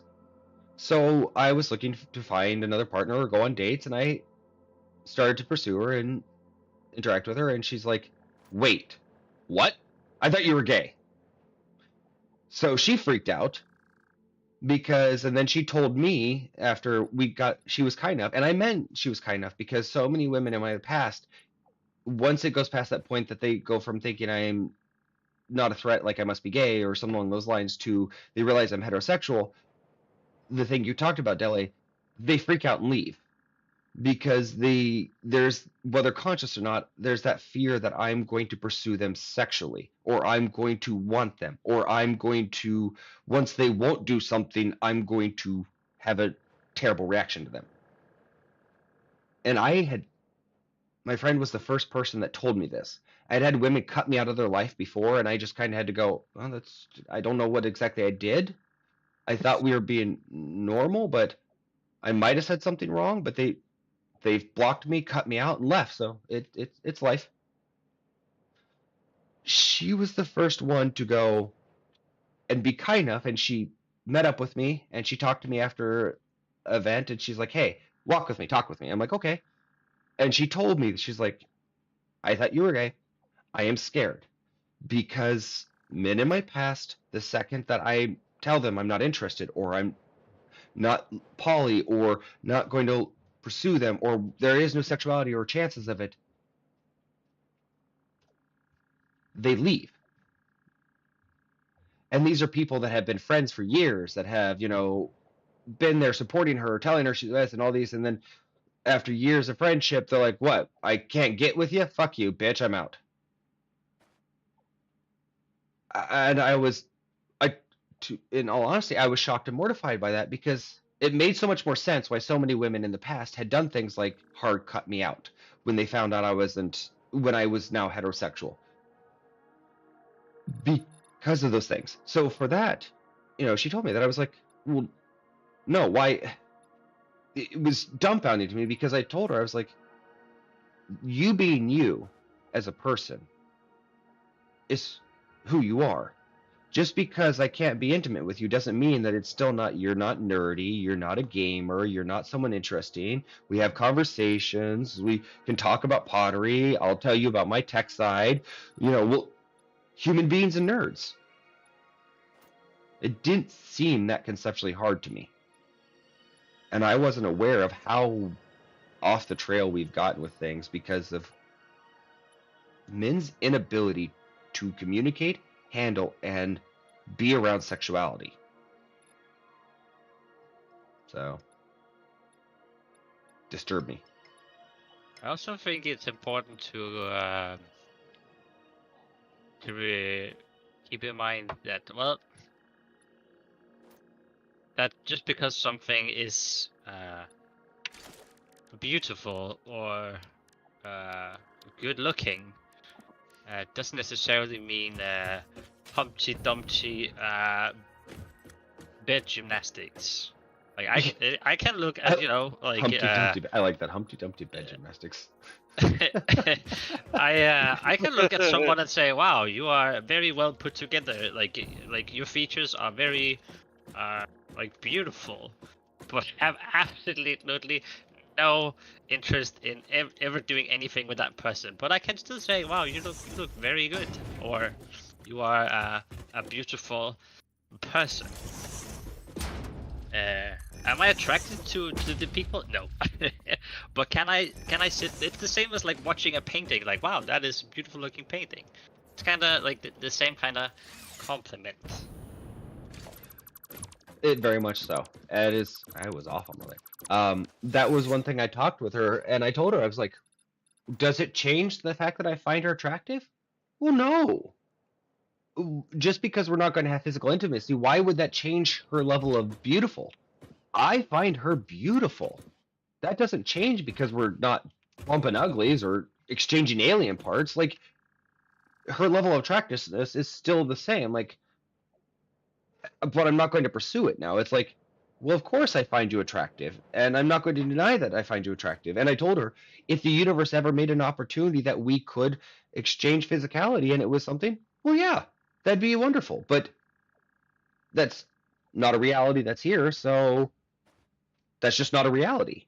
I'm not going to pursue a reality that isn't existing to try to make it exist. And that goes back to, like you said, Desert, with the men that that have tried to pursue realities with women based off their looks, and then their lives are miserable.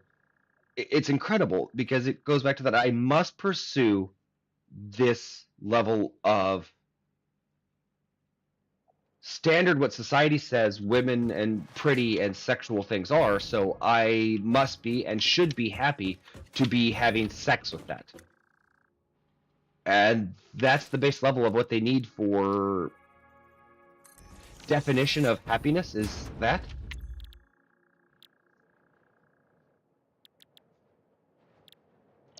So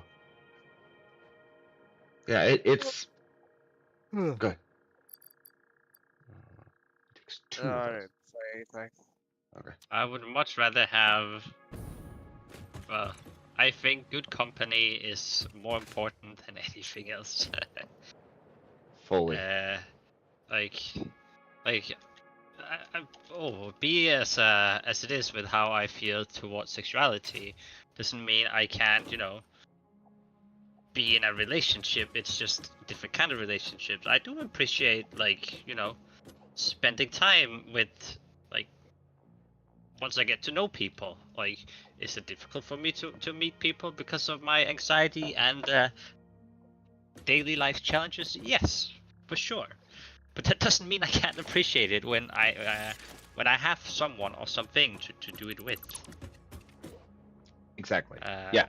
But yeah, I am a air quotes special case compared to a lot of other people.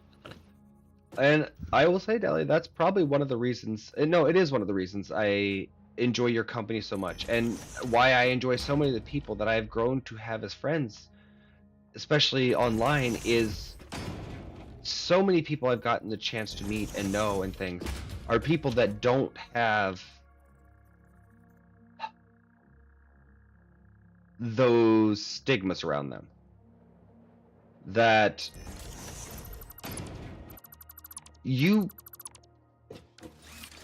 things are never going to get to a weird, awkward place with you, Dele. I Not don't. in a sexual way. Yeah. Now the conversations might get weird, but that's a whole different story. Exactly. But one of the things that I have come to find uncomfortable is the amount of times that men will change based off, oh, there's a woman here. Oh, please stop. Please stop doing that. What has changed about the environment? Nothing. There just happens to be a woman there. They're gaming. They're doing those things. They're being a human being. Why did we? And I will say, probably Overwatch was my first true exposure to that. Again, I didn't do much online gaming. I didn't interact with a lot of people. I was very limited on it. And what always confuses people is I've noticed there's this overlay, well, you must have social anxiety, and I do have some social anxiety. But mine does the opposite in a lot of ways. Unlike other social anxieties which cause people to tense up and fear and things, my social anxiety puts me into a state of literally causing perfectionism in my ability to be in public, because I realize that if I'm perfect in my actions, people are less likely to notice me. So as long as I do the right thing, behave right, give proper mannerisms, do all those things, able to have conversations, give just the right amount of personal things to make people think I'm personal, people leave me the fuck alone. That's what I learned. So I became perfect for social dynamic. I can't make friends though. I don't know how to maintain that. It is a persona of it's a person that I created. I have dissociative disorders and things, and it was a snap part of me that when I become public, I have a whole different person. Not a mask, not a face, everyone puts on that. No, this is a whole entire different person that steps in and exists. So people think, oh, you must do well with people and have all these friends and this. No. So when I first started playing online, when I played MMOs, I played by myself, mostly. Overwatch was the first game that I socially started to interact. And it was the huge shocker to me, because I'd be in games, I'd be hanging out with people, and then I'd hear that horrible joke that is true, that the second a woman would speak up on comms, I'd watch the other guys in the game change their behavior or try hard, or all of a sudden, when 30 seconds ago everyone was joking and having fun, now all of a sudden they have to testosterone be the biggest, beefiest thing on this planet. And I'm like, 2 seconds ago we were just all hanging out having fun, and now all of a sudden it's changed. Please stop. So The whole act of me man, me carry, you add friend list, soak, bump your chest. Like, bro, please, just play the game. the amount of times, and hanging out with one of the people in our Discords here, it was hanging out with her that really showed me that experience so much. Was she'd play Mercy, and because Megan stereotypes, they all automatically, because a lot of women do like the Mercy character. You know, big surprise. A lot of women actually like the idea of looking feminine and want to be pretty and things like that, and they enjoy that aesthetic and enjoyment for themselves.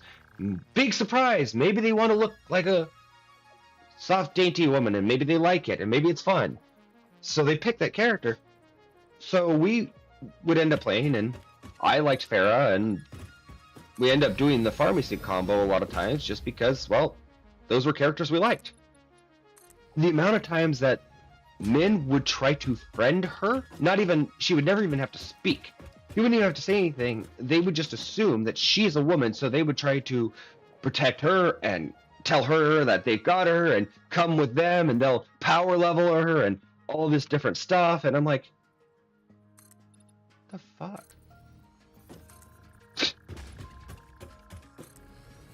And it just, and else, I fully more and more understand why my friend just never believed that male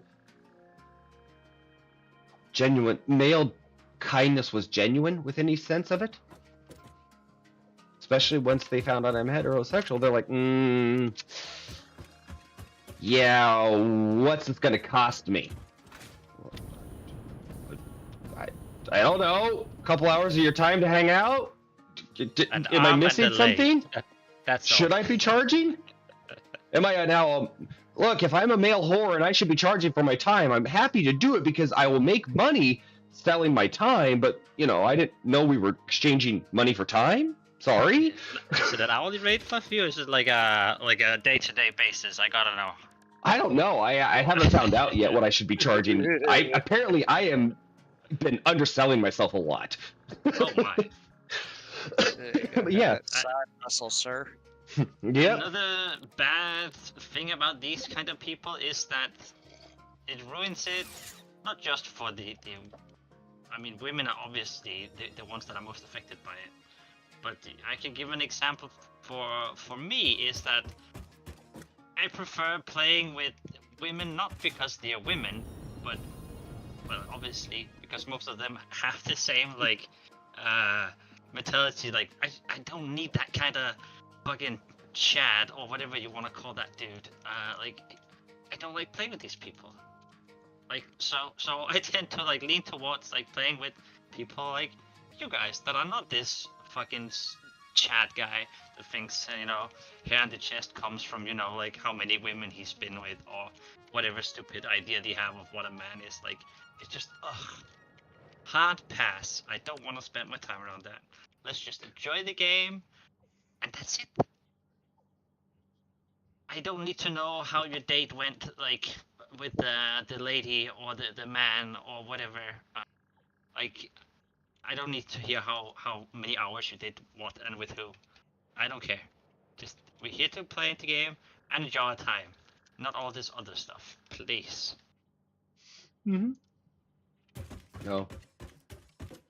Yeah. And 1 second. Emily, if you're watching, yeah, at this point, I am designing as much as I can with the factories I'm building moving forward, that all production is going to be sub-train station.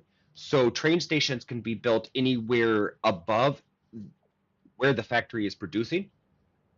Knowing that we're going to be adding trains and everything, I started doing it so it would either be well below or well above the current possible location of where we'd place the train. So fit it best with your tracks, and I can work around your tracks. So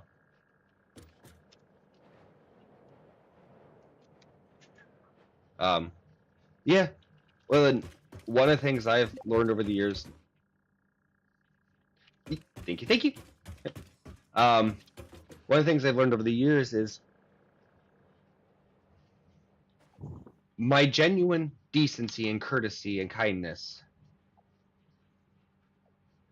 has been misconstrued as wanting to pursue a relationship. And because if I'm getting to play with someone on a regular basis or hanging out with them, they've become someone's a friend. I'm going to ask them how their day was. How are you doing? What are you up to? What was life like for you today? And if it is a friend that, they went on a date, to be like, oh, did the date go well? I'll ask things like that. And part of the reason I've honestly pursued playing with games with women is because women tend to have the capability of actually having conversations, carrying in-depth things, having communication, sharing thoughts, and it's not so base Neanderthal that so many times that I've come to game with a group of guys, it turns into just the most Neanderthal basic thing, and I struggle to be around that. No, I don't want to That's just. exactly what I tried to get across. You just explained it way better. Yeah, it's. Well, I got what you were saying. I was kind of just adding my conceptual thought on it as well. Is I end up playing some games with a group of guys the other day, and it just. These are what I'd call as close to standard heterosexual men that I've been around, and it just turned into basically. I felt like I was kind of hanging out with adult versions of Beavis and Butthead, and I'm like, I don't have anything to add on this. And then when it's statements like, "Oh, I just don't have time to grind that," or "I don't have time to do these things," and we're sitting there playing the game, and they're just talking about how they don't have the time. I'm like, what? You're just glad that you can pay your way through it. You're glad you can. Why though? And it just turns into this like competition thing. Oh, I'm so busy, I just don't have the time anymore, or this or that type of thing. And I'm like, but I'm so great, and not just like conversations like, oh, been a good day. I've been a good day. How you doing? Struggling with some emotions, but mostly overall doing okay. Oh, what emotions? Oh, kind of feeling some overall sadness with the things the world's going on through. Or these are the conversations I can have with you two, which is a rarity. But something you said, Dele, actually, and I think someone else said it as well, where I don't know if you said you've ever really found another asexual person in person, Dele. I have found one, and I was like, we are now friends forever. Yeah. I speak with a person once in a while, but I have only ever met one person that that felt the exact same way, and I'm like, you are my long lost twin, please. Yeah. Yes. And it's kind of funny because when I talk about it, I don't have really any true in-person close male friends. I don't, because in my life, those that I'll give a most recent example, and this is the kind of thing I've come across. The Overwatch thing does it to a degree, but one of the things that I've been very hesitant in my life is to ever open up. And it seems odd to hear it now as I'm, just blathering on about everything in my life and all my trauma. But growing up, for me, I was very closed off. I had tailored a personality to let people feel comfortable with me, so I didn't seem so way out there. So that tailored personality led me to be personal, all this, but it wasn't me. I didn't talk, I didn't share, I didn't communicate these things. And sorry, I got sidetracked with my work there. Where did we start that one? We've been meandering. My brain meandered faster than I meant to. We started with I have only met men. one person. Men in real life. Okay, yep. Okay. So I end up being really good friends with this guy. And so much so that I opened up about the trauma I'd been through. I was the person that, and I didn't realize I was that person, but I overheard my partner one time say to someone, "Oh, we just don't really talk about his childhood," or "He doesn't really talk about his past." And it hit me hard because I thought I tailored a personality well enough to at least put on a personification, and then to have my partner say, "Yeah, we just really don't talk about his childhood." It hit me to realize how closed off I was. So in my process of going through therapy and healing and growing and doing all these things, I worked on becoming more open. And I had found this friend that I thought was a really good male friend. I was so happy to have one. And this is a person that's like, "Yeah, you can call me brother," and everything. And I opened up and I shared with them, and I broke down and cried about the abuse and the trauma I'd been through, the things that one of the people that we both knew in our lives that had the psychological abuse they'd done to me, how they'd ripped apart my relationships, how they'd psychologically traumatized me, how they'd taken advantage of all my abuse as a child and used it against me. I opened up to this person, and we were both following everything. And I said, "Hey, yeah, just the one thing is, stay away from that person for me." And they're like, "Yeah, yeah, brother, I'm here with you. I got you. I understand. I'm here. I'm your brother. I'm all these things." And then it comes down to the fact that this person turns around and decides to go fuck my abuser's wife because, well, she's hot and it was okay with him, so why not, And I'm like, why not? Because here as a person that has for years been sharing every trauma I have been through and every psychological abuse I've been through and everything I've been through, I'm asking you as a person to just not do this one. We are a city with millions of people. Go date. I'll help you go out. We'll go pursue people. I will be your wingman. I'm just asking you not to go pursue my psychological abuser's wife. That's it. That's one person as a friend. I'm not telling you can't. I'm asking as a person that you call your brother, that you've seen crying, that you've held as a person. And that's the one person he goes and fucks. And then not only does he fuck her, he hides it from me and lies about it. And then when I find out about it, he's like, "Oh, I just thought maybe if I didn't tell you, things would be fine." No, things aren't fine. And then the other male at that time that I had as a good friend that sat there and knew about my psychological abuse because I shared the trauma I'd been through, and he had told me about how he had been abused and physically assaulted and molested, decided to say, "I think it's probably better. I think I could help by going and hanging out with your abuser at the parties that you're no longer welcome at. I could keep people safe." I'm like, you, the person that can't even stand up for me, who shared the trauma I've been through and knows the trauma you've been through. Oh, fuck no, I don't feel safe with him. So no, male after male after male after male after male after male after fucking male have been worse fucking psychological abuse. Heterosexual men have traumatized me, abused me, justified the abuse I've been through, have been the ones that allowed it, have been the ones that encouraged it, have been the ones that led it consistently in my life, and justified the abuse that others have done, all to get their own sexuality.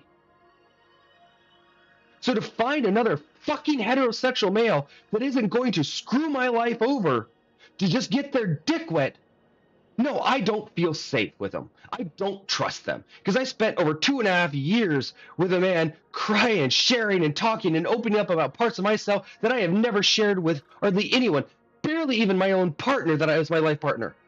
And this man turned around and then went ahead and fucked the person's wife that traumatized my life and tried to ruin everything in my life, ripping away every connection I've had. No, I don't believe I trust fucking heterosexual men at all. So no, I don't believe they're better to have around. I would pursue to be around women. I would rather not have sex and turn that part of myself off and completely kill a part of my own self So I have the opportunity to possibly have the ability to have someone around me that actually listens and cares, and that when I tell them the parts of me that are hurting, and when I say I'm not feeling well, they actually will listen. And to have random strangers on the internet of women that have more concern of me and my health and safety than males in my own life that have called me brother, that have listened to me, that have held me, yeah, they can go fuck themselves. So no, I will choose to be around women. For that exact reason. So it's a rarity to have any males in my life. And I'm not surprised that the males that I have in my life are ones that are either A, struggling with their own sexuality because of the psychotic abuse of the Christian church and all the fucked up things they do, or someone that is literally so appalled by sex and physicality that they were perfectly okay with never having it. As a sexual person, I'd prefer to be around anyone that is asexual. Hell, I prefer to be around gay men because at least the likelihood that they're going to screw me over for a woman is less likely. But even gay men, I've noticed, have an inability to not keep their dick in their pants and choose sexuality over human decency. Sorry, Emily said something while I was in the middle of that. Let me go back to that. Overwatch, Josh and I were playing. Am I glad I don't have the the horny instinct? That makes me so happy Building in right now. blueprint mode can further optimize your construction process with snapping and quick dismantling options. Build modes are not just there to make your work easier, they compensate for inevitable human error. Fix-It understands humanity like no other, and humanity needs you to be efficient and productive at all times. I'm being productive in my own way. How did I just get the conversation about building with blueprints for the first time? And I believe Emily has been literally... I believe most of your design has been done with blueprints? That's comical to me. As Emily just pointed out with their issue, the drum, I guess, or... Yeah, drum, I guess, is...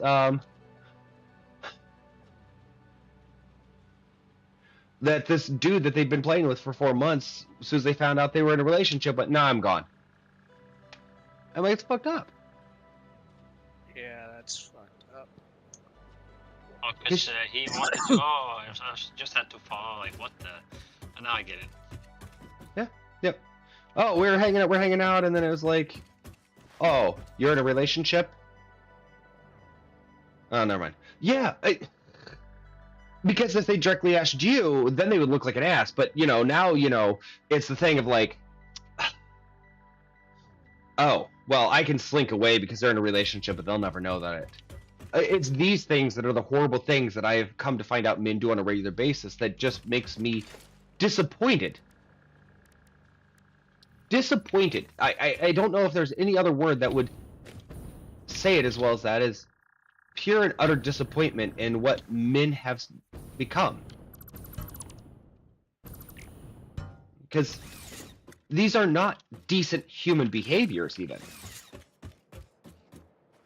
Yeah, and that's one of those, by the way. It wasn't lost anger there. That was theatrical emotions, but it is also just emotions, because we need to be able to speak with emotions. What these people are doing, what that man did, we're dropping you guys because, oh, well, you're in a relationship. Whatever. Then you don't give a fuck about the person at all.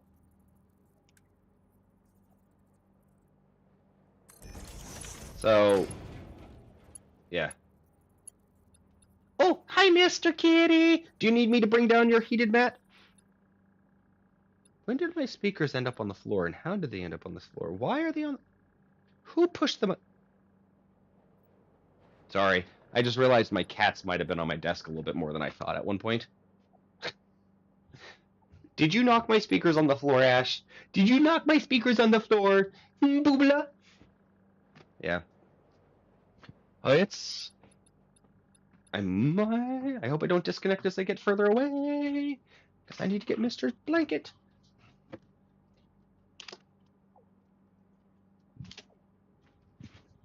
Am I still here? Yes. Okay, Yeah. good. I was hoping I stayed close enough that my dog was stayed connected, but yeah. It's that kind of stuff where these are things that we need to have more discussions of them, because again, Dele, it shouldn't be the case that we have so few that it is a rarity. That the situations like what Emily said is just, well, that's just standard behavior that men do. No, that is not, and it should not be standard. That is unacceptable behavior. Absolutely. I have friends that I absolutely made friends with, that I had hopes that maybe there might be a chance of a relationship because they're so awesome. But when there's no chance of a relationship, I'm like, oh, well, let's still be friends. Let's go play video games. Let's do this. Let's do that. Let's just be human. And the amount of women that are like, no, I don't believe you. Okay. Well, there's literally nothing I can do but accept the fact that you might walk away. And the only way that I can prove that I'm not one of them is by literally not doing the things they do, which usually means that I leave you to feel safe by letting you walk away from something that would have been healthy. I don't know how to... It's a lose-lose situation, that's what that is. Yep. Oh, yeah. It is really incredible the things that I, as an isolated person, I've come to find out as an adult. These are things that, like, they shocked me as an adult because I didn't think these were things that growing up in an isolated world where I read books and things like that, and most of the things I knew about the world were from literature. These all sounded like things that the bad guy did. This is the things that in the books I read they used as clear identifying things that is the bad man. Well, how do you know?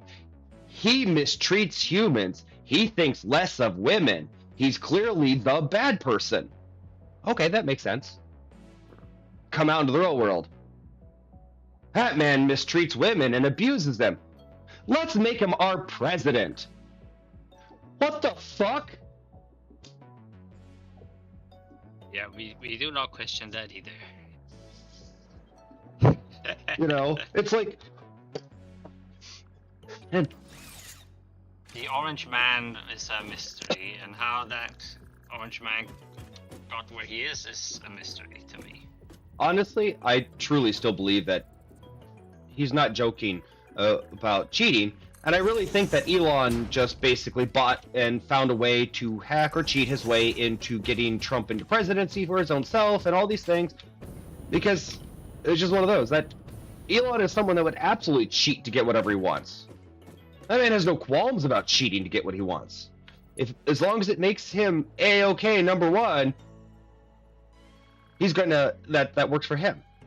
We have solid proof of that in at least in when it comes to gaming, so I don't see, why he wouldn't do it in other areas of life as well.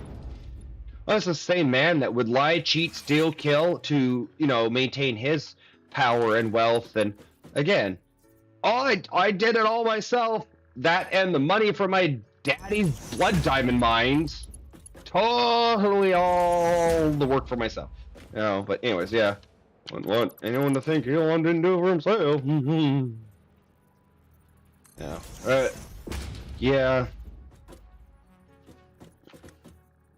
And if it gets me arrested, it gets me arrested. But I will keep saying that fat fuck is a piece of shit. He's a criminal. He's convicted on 36 crimes. He's a known... Okay, I don't know if he's actually raped anything officially. But pretty much it's one of those, don't leave any of your daughters under the age of, 18 with him. He is a known racist. Anyone's like, no, prove it.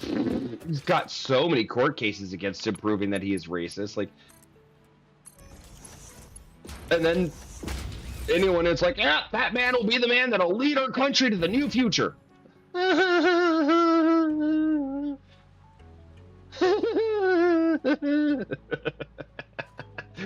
would say, it's at least it's not happening here, but it definitely influenced like the rest of the world too. And that's the part that's terrifying. It is, and I'm just curious what's going to happen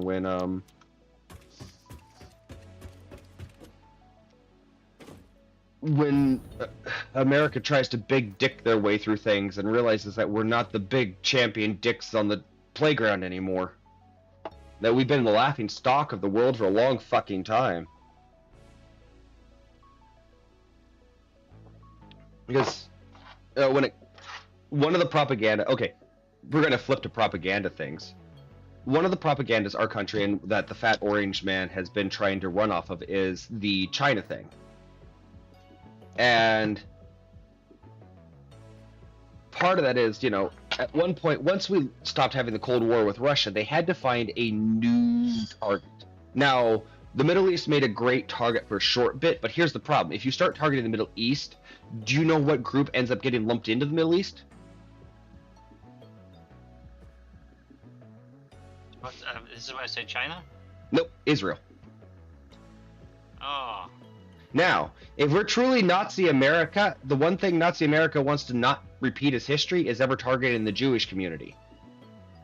Well, so we couldn't technically keep all of our hate targeted towards the Middle East. Because the homeland, Israel's place, and all that, everything falls in there. So you end up getting anti-Semitism falling into that. And they can't, if you're trying to prove that you're not Nazis, if you're really trying to prove you're not Nazis, I mean, like, if you're hardcore, you write history that the Nazis targeted the Jewish community only, and you want to prove you're not Nazis, well, the one thing you do is you make sure you protect the one group that you targeted last time as the core one in history. So you got to stop there. So they switched all their hate to China. China became our rally hating thing during the late 80s, early 90s. And then there was a short period when 9/11 happened that there was the Middle East, but then it went back to China again as its big threat. Now, it was easy to start some of the hate for China in the things of some of their base things were true. China is a communist country. China does have certain restrictions on what you can and can't say in their country. Those are facts. Now, as Americans, with our built-in ingrained mentality that we deserve the right to speak, and we have the right to free speech, you know how easy it was to get the Americans to have terror over China and their controlling ways? Pretty easy. Well, one of the things that accidentally happened, though, is China's behaviors in the past, I would not say were stellar.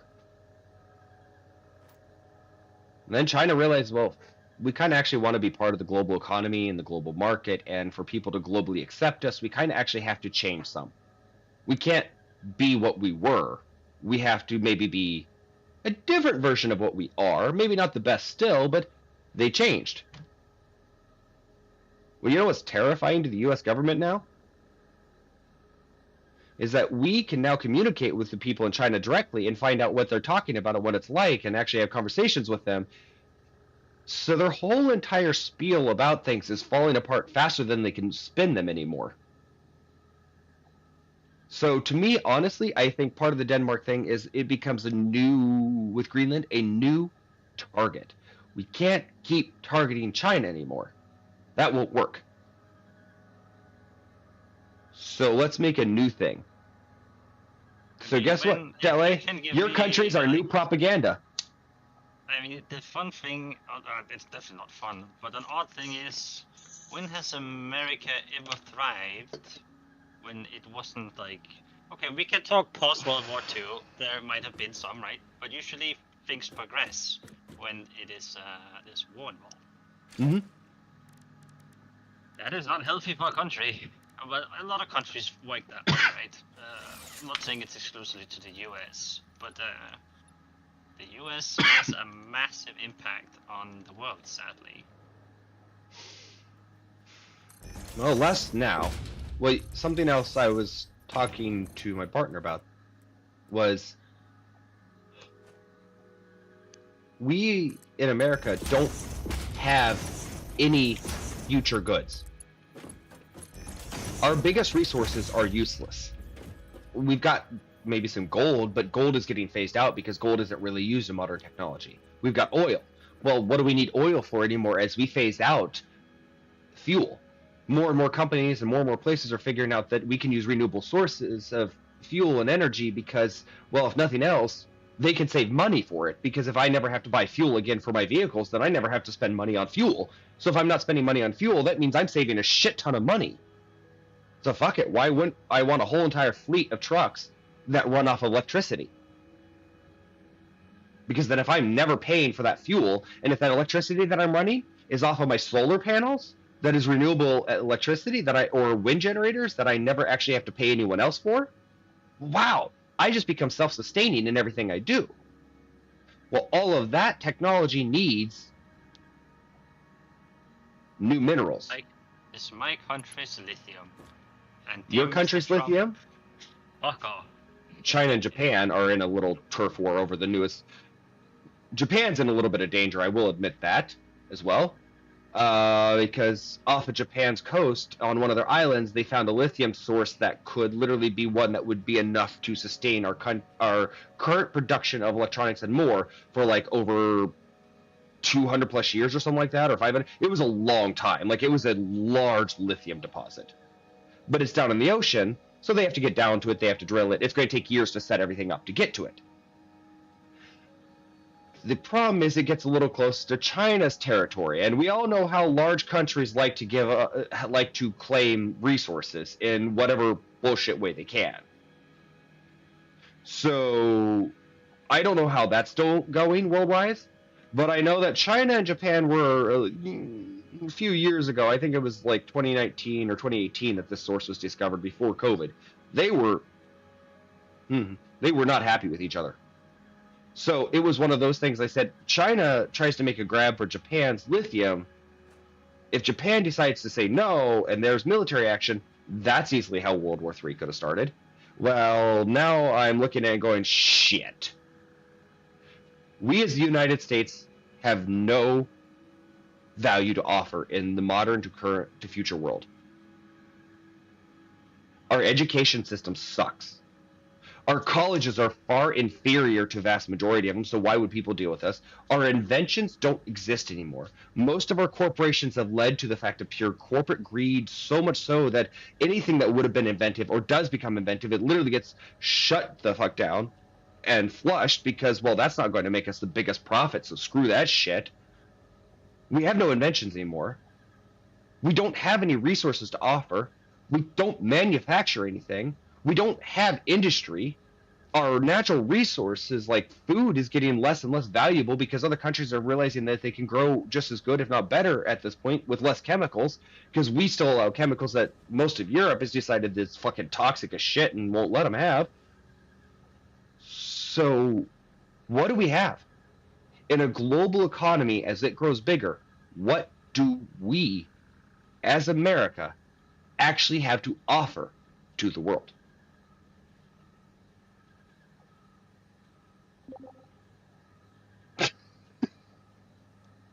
That is a very good question, and I don't think a lot of people can answer that. I don't know. I kind of like Emily's answer. Mac and cheese. Military force. But all that offers is us the ability to conquer and take someone else's resources. Exactly. And that's the only thing that comes to mind is military force. And that terrifies me, because if you have a whole bunch of old white men that have been in power and control for so long, and if I can recognize this, they clearly have the same ability or have someone else that's recognized this, so they're desperate to get something. Thus, they've been hard hounding oil. They've been hard hounding to go against actual growth in like solar and things like that. Because, well, shit. If we do that, what the fuck do we have left? You know? Instead of being the innovative countries that went, well, shit, if we're going to lose out on everything, let's go ahead and invent something new. They doubled down. They went, nah, fam, let's hardcore oil. Why? Wait, I don't know, because it seems like it's the best way to make money. We're already making money? I hate you all. So, yeah, I I really do think it's a desperate. It's everything aside from jokes, everything. I do believe that the going for Denmark, Greenland, is a desperate claim for natural resources that we have none of, and we have nothing to offer as the world changes. I mean, I can very much see Mr. Musk wanting, like, he could benefit so much from it that, like, the amount of money is unimaginable he could make with the amount of lithium he could grab. Yep. And so, But yeah, having, I'm not gonna say it's a fear, like, oh my god, I can't sleep fear, but it is definitely a worry that to think that the reason for a World War III would be America and not, you know, another country. you know, not the countries that everyone has said is going to be the reason for it, like, you know, China or Russia or, you know, Israel. Oh, no, they just do genocide, sorry. You know, the Middle East somewhere. And I will stand by that statement. I don't give a shit. I don't care if they've come to a ceasefire. Netanyahu needs to be arrested as a fucking war criminal. He was charged with it. He was given the arrest warrant from the goddamn International Court of Law. I don't give a fuck if that man gives a ceasefire. That man is a fucking criminal and should be arrested and prosecuted and everything that goes behind being a goddamn war criminal. Because if we're going to hunt them down in Africa and every other part of the Middle East and then make sure to pursue them, there's no fucking way that man should be given a bypass just because now all of a sudden he does a ceasefire. Fuck that shit. Anyways, back to the topic on hand. But yeah, it's we've pointed in America, we've gone through long list of other countries that we've said will be the source of World War III, and we've had these tensions, and you know, it's North Korea has been blamed so many times. That man's so scary. He's going to do things. Oh man, that's going to kick off World War III. China's going to kick off World War III. Russia's going to kick off World War III. You know, There's a higher chance that the US is going to be the one starting World War III than any other country, which is crazy to me. Well, let's see. What other country has had more active time in current active wars than America?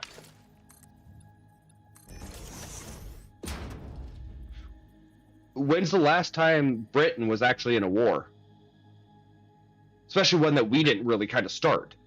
Okay, I was about to say, I mean, did they started or did like because of? Okay, so since World War II, America has. And I think there's some that I'm forgetting about that they did in other countries, but we've had Vietnam, Korea, Iraq, like 5 separate wars that we've started, where we've gone into other fucking countries and invaded them in the name of fucking freedom. Big surprise, that country might kick off World War fucking III. When's the last time that China decided to, you know, go invade something in the name of fucking freedom? Like, they've taken shit. They're not clean. But when we talk about it, we've actively gone... China's like, hey, that country that's, like, right next to us, you're kind of ours now.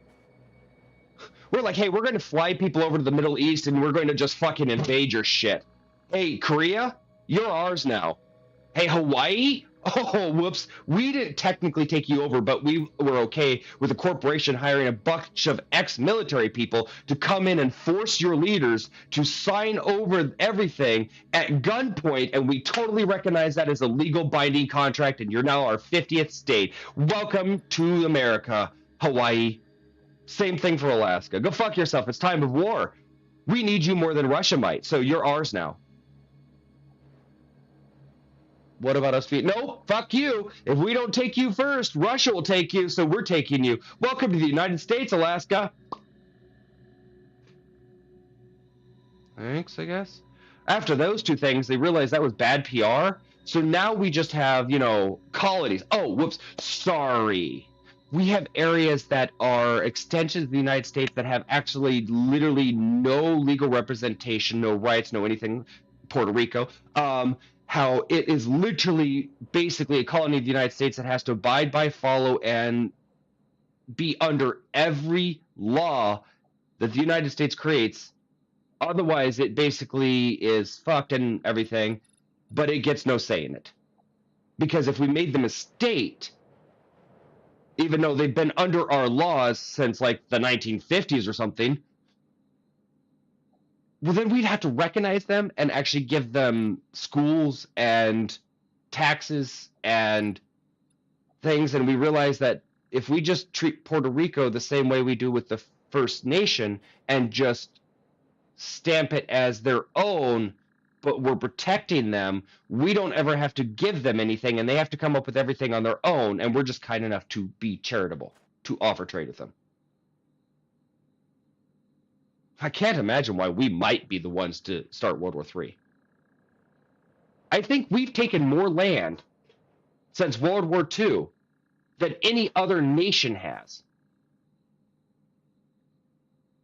But this is where I want someone to fact check that, but I kind of wonder if we have technically taken more land than any other country has since World War II and gotten away with it.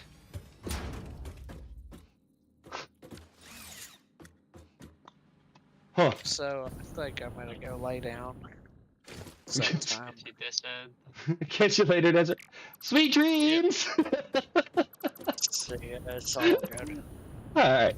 Catch you later, bud. Yep. But I hadn't even thought about that till right now, Dele. That just crossed my mind as we're talking. I was like, we as the United States have taken so many territories and so much land in the past few years, and we've all done it in the name of justification of either freedom or protection of things, or to justify that if we don't take it first, Russia will take it. So out of the threat that Russia might take it, we need to take it. Well, out of the threat that, post World War II, that this is the territory that could be a danger, that made a great military base for us and everything, we are just going to, keep you as a territory.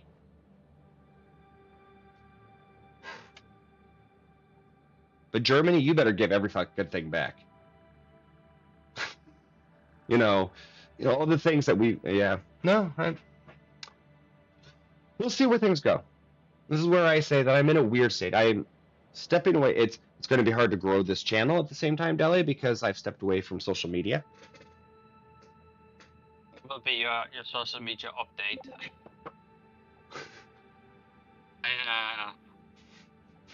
There's a lot of, obviously you have to filter through the media because fake news do exist, and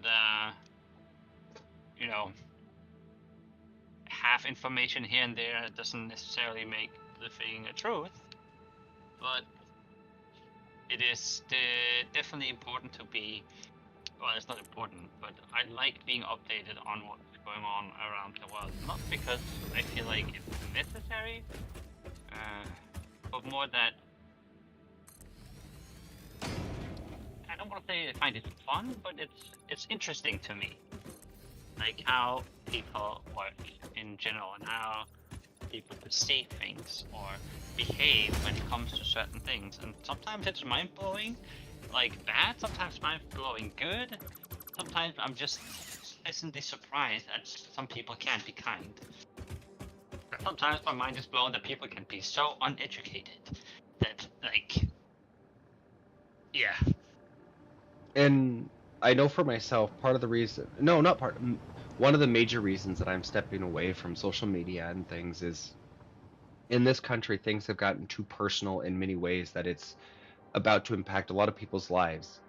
And where I hurt and where I'm struggling, and I want to be able to maintain my empathy for other people, is things that are happening or things that I have spoken about with. I think I said it best to our friend Kazu. Let me find my statement, and this is one of those that sometimes it's good for me to type things down.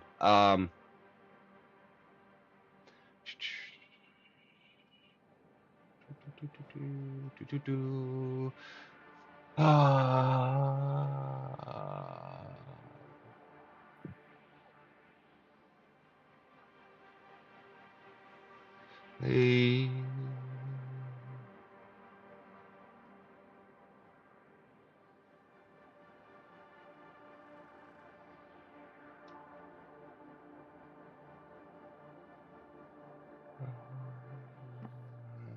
So for that, I just walked past my dog's food, and she decided to only eat the rice and leave all her kibble. Like, I feel ricey today. Screw my kibble. She's like, no, this is the best tasting part right now. This is what I feel like. I mean, she'll eat it. She's just being a bit grumpy.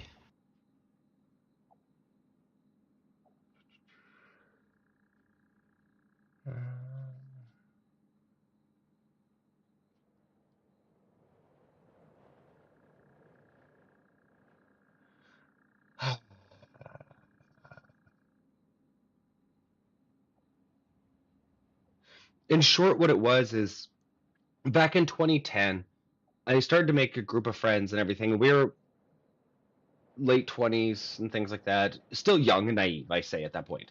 I'm finishing up my school and I'm going to school for tech and everything. And I start to see, we're talking about the algorithms. We're talking about in school then, we were talking about how things are going down this chain of a dangerous process of if we allow algorithms without oversight and all this. And I start talking to him and I say, I see that in Facebook already. I'm like, mind you, okay. So side note real quick on this, Facebook, I left it. I refuse to be part of it. Meta as well, anything. That's why it makes me sad because I have an Instagram account, but at this point, I'm just stepping away from social media because I can't back any of those things. I'm not going to delete it because I do have friends on there that I communicate with, though I will just not participate anymore. So back in 2009, I got paid $5,000 to join Facebook. And how that came about is I was an online school, and the honor society that I was getting a scholarship from had an online group that they created that was part of it for this whole online education. And to receive the scholarship, though, you actually had to be part of the group, and you had to join it. And their organization was on Facebook, and that was fine back then. I was like, okay, so I'll join Facebook, create an account, got paid $5,000 technically to do it. Up until then, I didn't give a shit. Would never create. I didn't even really create a MySpace account. I saw no was a bomb. Holy moly. But see, back then I was still so traumatized about interacting with people that I had no idea why would you want to create a space where you openly share things in your life? That seems terrifying to me. That seems dumb.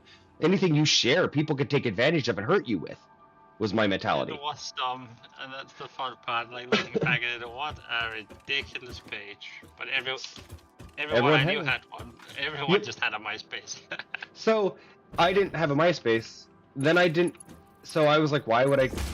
My partner created a Facebook to be in contact with her family, so I was like, well, just put me on yours. I don't care. I don't need one. So it was a joint one. And then when it came to the scholarship, they're like, no, you have to have a Facebook. I'm like, oh, God. Okay, fine. I'll create a Facebook.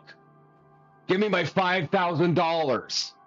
So I created Facebook, kind of played with it some, started to enjoy the social media aspect of like, oh, I do get why people like sharing parts of our lives. Like, it's fun to go, hey, making food. This is what I made. Got to see a cool plant today. This is my kitty. I, being a naive, innocent individual, is like, it's social. This is fun. I get to openly share who I am as a person. This is nice. Yeah, boy, was I naive. So then I spent a bit of time on there, and it fast forward to about 2012, 2013. I'm like, yo, y'all, this website is getting disgusting. The algorithms are pushing things. The commercialization is horrible. It is all these things. And I go through all of it and I talk about it and I say, here's the science behind it. Here's the stuff I study. Here's what I've even seen my companies do that I work for as a professional that are doing the exact same things to get what they're looking for, and lay it all in front of them. And they're like, yeah, Facebook is bad. I can see that. Facebook is bad. I'm like, okay, cool. We're all in agreement. Facebook's back. And these would be then people would do the same thing of like, yeah, I'm starting to get addicted to it. I could see that. I really should step away and everything. And I'm like, 2014 rolls around. I'm like, yeah, this is getting worse. Fuck this. I'm out. Peace. Bye. told everyone on there that were in my chats and everything that I'm leaving, that I'm on Instagram, and then I was on other social. I was like, if you want to find me, I'm there. And then the people I knew in person, I was like, hey, I know that you do your invites and everything through Facebook for your parties, but I'm not on there, so just shoot me a text. Let me know when you're having a party. That's it.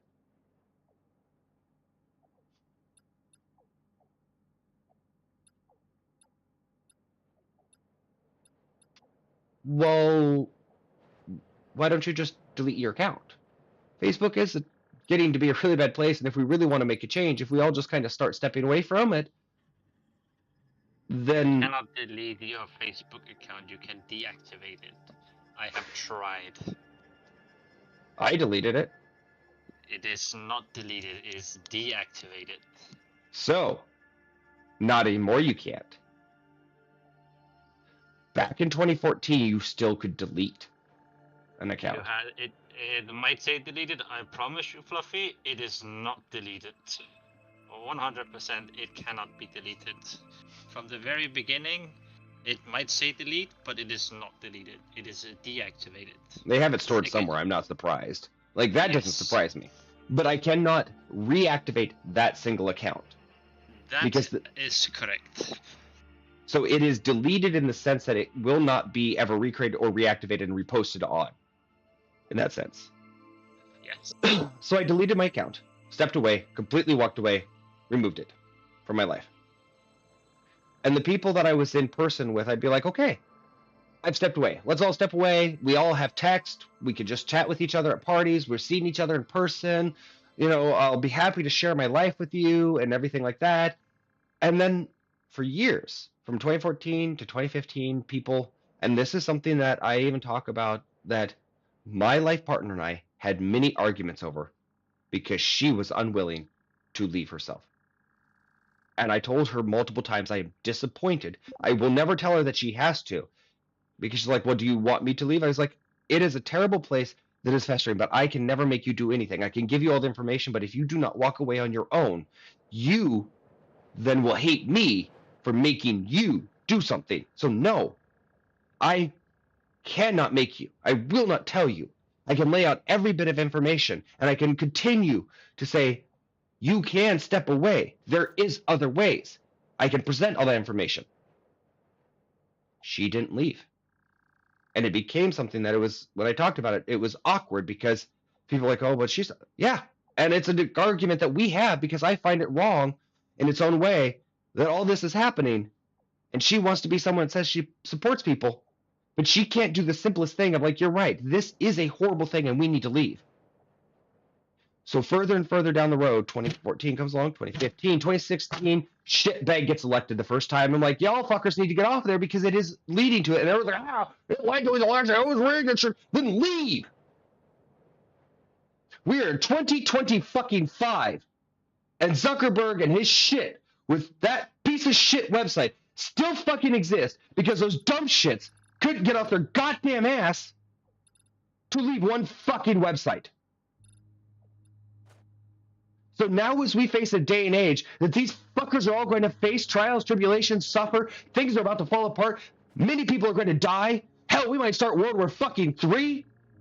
I lack the fucking empathy, and any social media interaction I know now just drives home that fucking point. And as I see people post on Facebook, oh, we hate you, Zuckerberg, then leave the goddamn site. But no. The music popped on at the perfect time there in that pause. That was great. I love the universe. But no, they won't. So as we're in that day and age, I'm like, I struggle to have empathy for what's about to happen to a lot of people, especially as I've worked hard, and I hate, no, I'm not going to say that phrase because that is such a trigger phrase in the United States as a heterosexual male and everything, because the minutes say that are terrible. As I've progressively made actions in my life and choices that help me lead to a life that has stepped away from so much of this commercialization and allowing me to be further and further away from anything that is our corporate America and having a completely off-grid lifestyle as much as possible, I struggle to feel for the people that haven't been bothered, especially the ones that I have known, that I've talked to, that I've shared with, that I've communicated the things with, that I've said, hey, just take action by not doing things. Oh, that's too much. You're asking too much of me. But I'll go spend weeks protesting. Okay, so you'll go and spend a weekend protesting. You'll spend 16 hours, 20 hours of your life protesting in a weekend. But if I ask you, hey, don't stop and get Starbucks, take the time to find a local coffee shop, that's too much for them.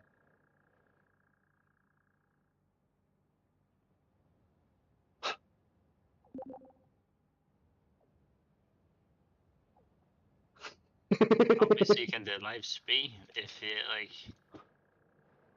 if they have to go to a Starbucks and well, I don't know how many coffee spots there are in those areas. So here comes the catch-22 of it.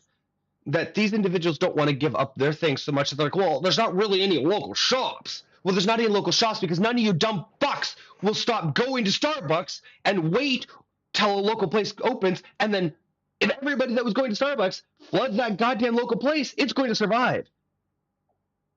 But no, that's too much. So they'll keep going back, keep going back, keep going back, keep going back, keep going back. And then they want to sit there and go, yeah, Luigi, I'll buy shirts and I'll buy merch for him and I'll show my support for him. For a man that wanted to end a corporate greed, it seems kind of dumb to spend money to support him. Maybe support him by taking more actual actions of not doing things. Don't go to corporate chains. Remove yourself. Reduce. Reuse. Reduce. Reuse. I take my trash can to the fucking curb to be thrown away once, maybe a quarter now. And I am looking to reduce that down to once every 6 months. The only reason that my trash usually goes out as often as is because of the meat wrappers, and I don't want them to go foul. So now I've even had a system I found to get rid of that. I have a bag in my freezer where I'm collecting a whole bunch of my meat wrappers until the fact that it's time to throw my trash away. Then I'll take all those out, I'll put it in the trash, I'll put it out. So that means now I don't know the next time my trash is going to go to the curb. I've removed myself from the corporate waste so much, I don't know the next time I will put trash out.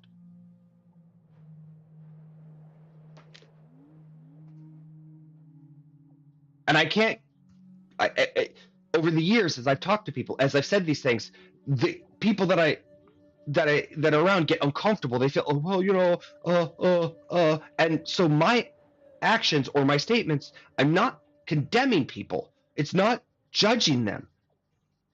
It becomes a self-judgment that, oh, like, oh, well, you're judging. No, I'm saying these are the actions that can help. This is what can help. This is what we need to do as individuals. Don't mow your lawn every 3 days. Oh, no, I'm asking you to give yourself more time and spend less money. Oh, but society will judge me. Are you, real quick, Sevi, are you talking? Yeah. Oh, absolutely. If it doesn't clip anything, feel free to put it up and down to whatever level.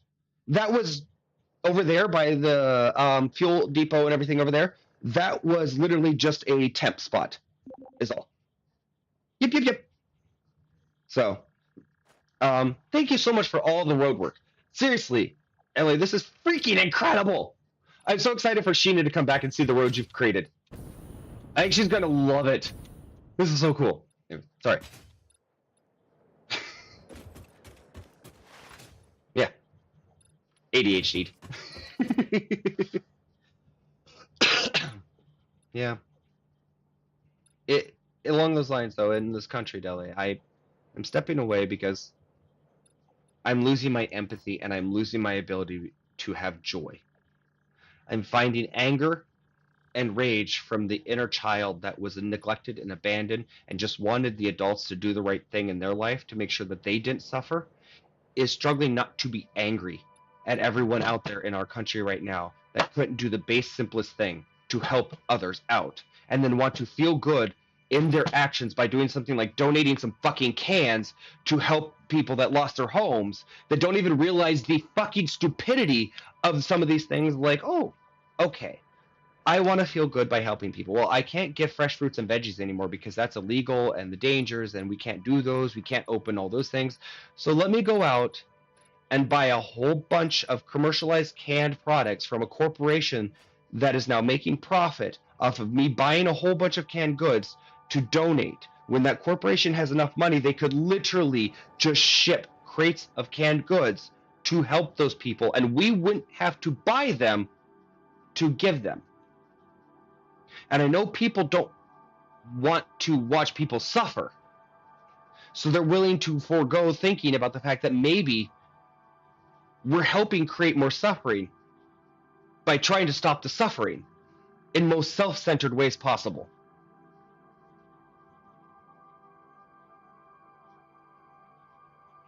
That is some deep thought right there. And you try to confront people with that, and it becomes this whole, I call it the Lovecraftian moment.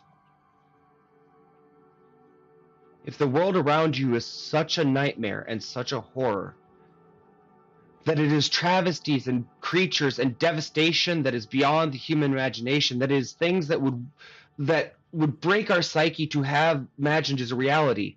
If those mirrors and those illusions that we've been presented with shatter in front of us for a moment, and you realize the horrors and atrocities around you that are going on, the mind will either do one of two things. It snaps and breaks and reality shatters and everything starts to become a crumbling mess that you have to put back together because all of your realities are gone, and it's horrific and you have to accept it and it's terrifying. Or the mind snaps and it puts that illusion back over it, and nothing will ever break it. It gets stronger and stronger the more you try to challenge it. The more and more that tries to push on it, the more they build it, because their mind refuses to recognize the Cthulhian level style horrors that are around them.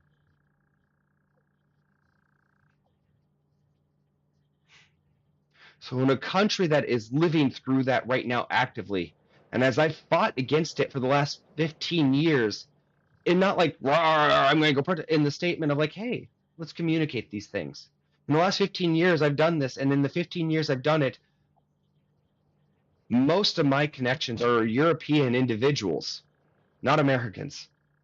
I have more friends that I get to talk to that are from other countries, because as an American, I keep getting isolated further and further away from groups because they don't want me around. Because that would mean they would have to shatter their realities as it is and actually have to see.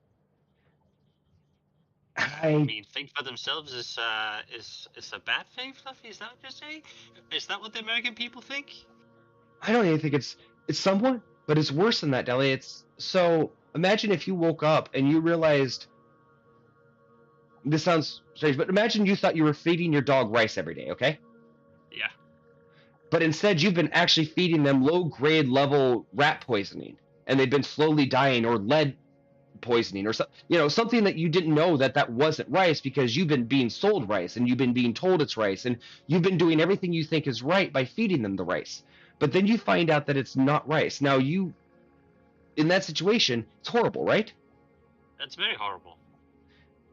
Now you have to have the realization that you've possibly killed your animals multiple times. You own the responsibility of never thinking that the reason that this animal might be being sick is because of your own actions, that your inability to do that. Now imagine if you killed half a dozen dogs because of it. Now you all of a sudden have the reality that you have to face, that the company comes out and says, yeah, sorry, that was like 80% lead. We've been lying to you. Now you've killed 6 dogs in that time period. You can either take the reality and go, I should have paid attention better, and that snaps you and you go, I really fucking need to do better, because holy shit, there were signs, there was this, I really did fail as a person that I should have noticed. One, yeah, maybe you're a little off, but even as your dog gets sick, maybe you take it to the vet. You've missed a lot of times by killing it 6 different dogs. Well, that's where the American population is at. They've killed so many dogs with the things they've done as their actions, and they've had the want to have it be trying to think of the right word, that they don't want to be responsible for it. So they clearly couldn't have been the ones that have missed this.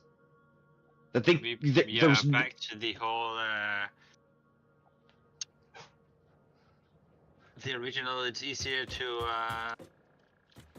oh shit, how was it I worded it? Me. convince someone that is the scammed thing.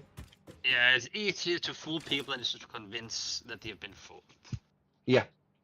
And so that's where we're really facing in this country, is a whole bunch of people have been fooled for a long time. And it's atrocities they've been fooled into accepting. And I mean atrocities. And there's things that I didn't know about. I mean, I legitimately didn't know. And when I found out these things existed, I was mortified. I was horrified. I repulsed. One of the things I found out growing in one of the areas I lived was near King of Prussia. And I came to find out that that area is a known human trafficking area.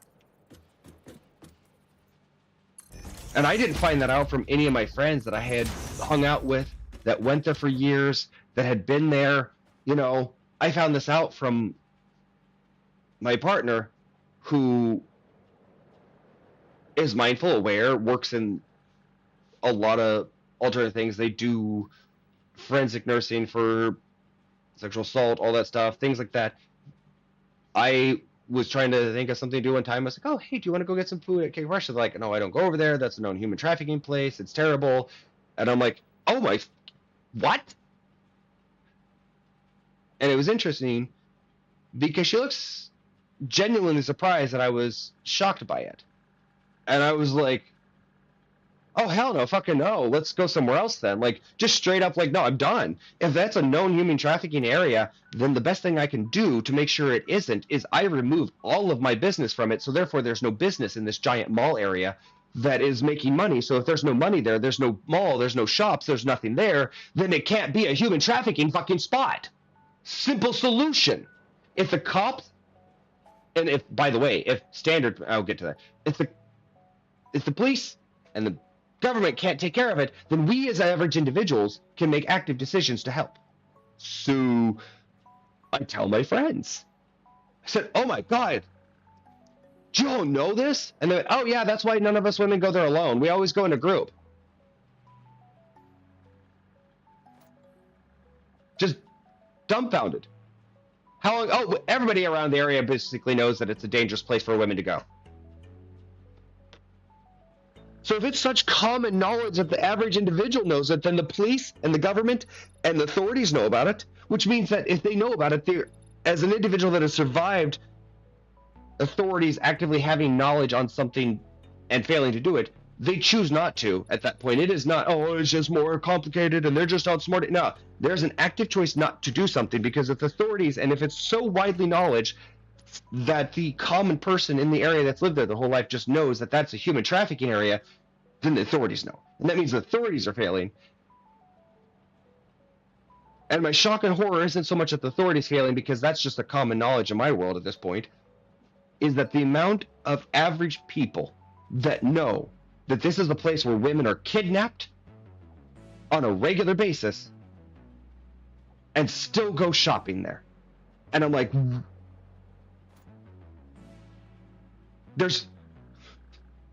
we live near Philadelphia. There is a lot of places to go shopping.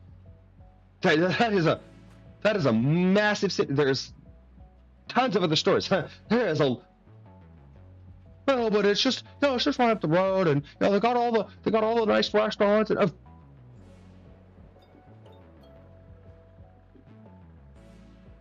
So again, I'm struggling to feel empathy in our country in a lot of ways for a lot of things when a lot of people are about to suffer.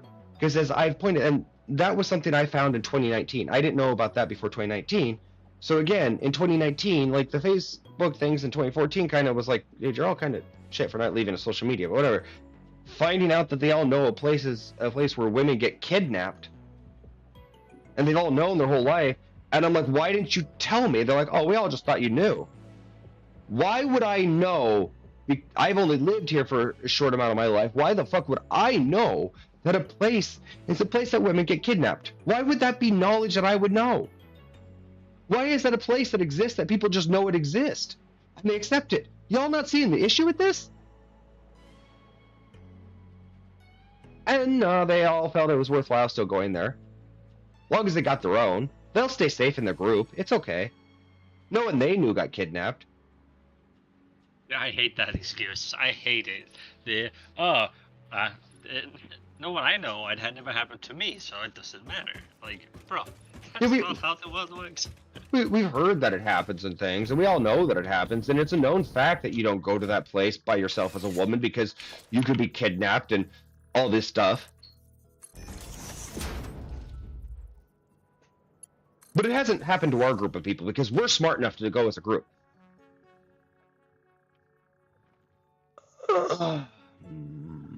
Huh?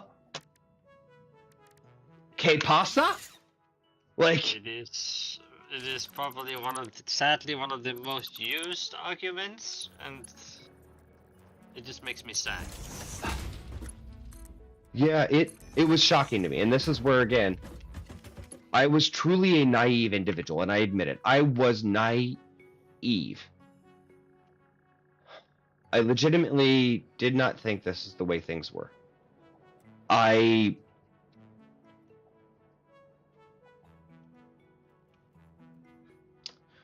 legitimately believe that, you know, if people would find out that things existed like that, that as individuals they do things, and I've come to realize that as I stopped and looked at it, no, people would rather find a way to justify it or write it off or I don't do charity anymore because I realize that charity in America is literally a system of allowing ourselves to forget the actual troubles that exist, to write off the things that are the problem and allow it to continue to exist because we have happened to, well, I donated. Yeah, but did you solve the base problem that caused it? So we have to keep donating canned goods to children every year to feed them during the holidays? Well, fuck no. Fuck no, I ain't touching that shit. But I feel good because I gave some canned goods.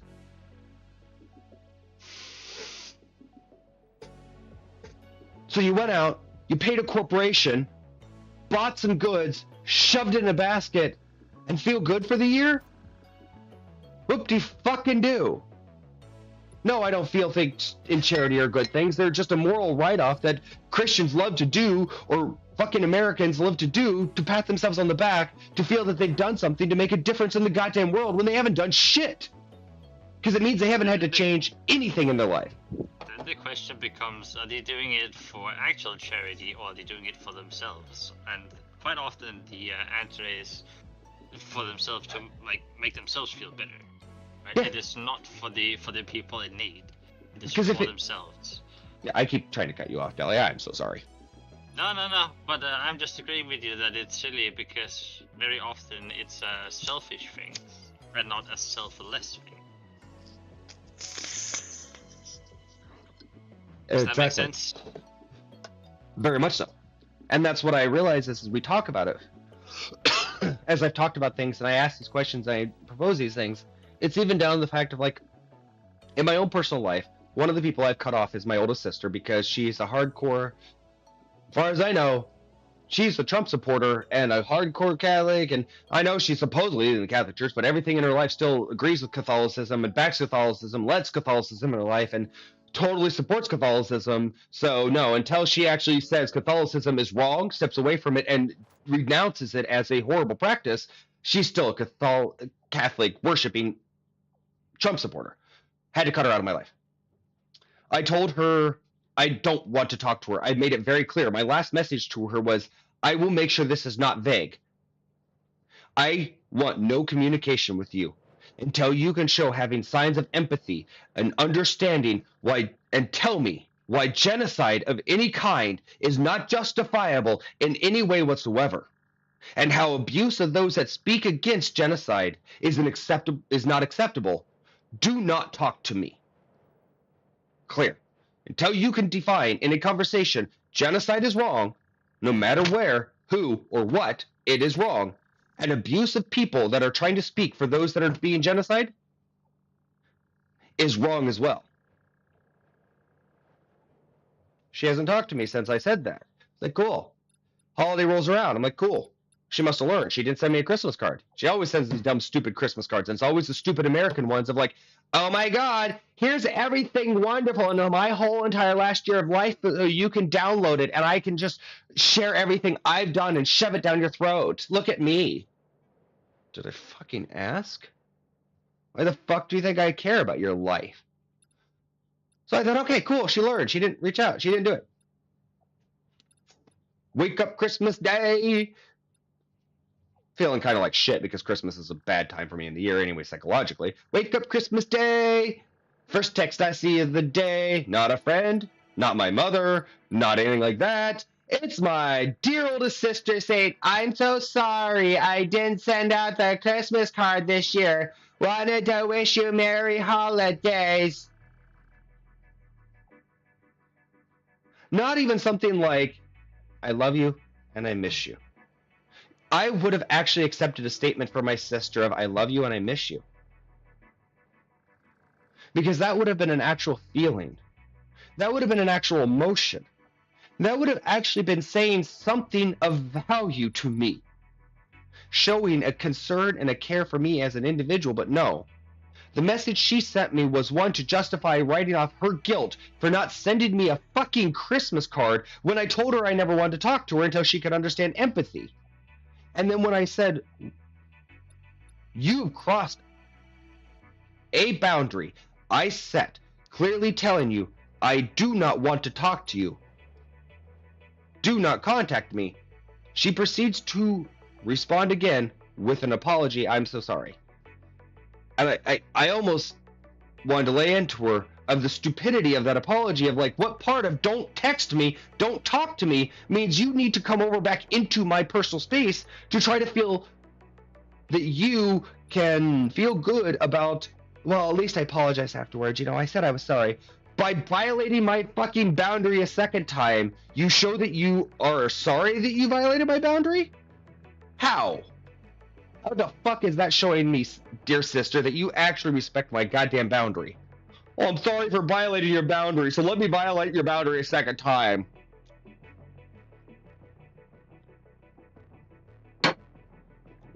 Or are you doing that because I made you feel bad, dear sister?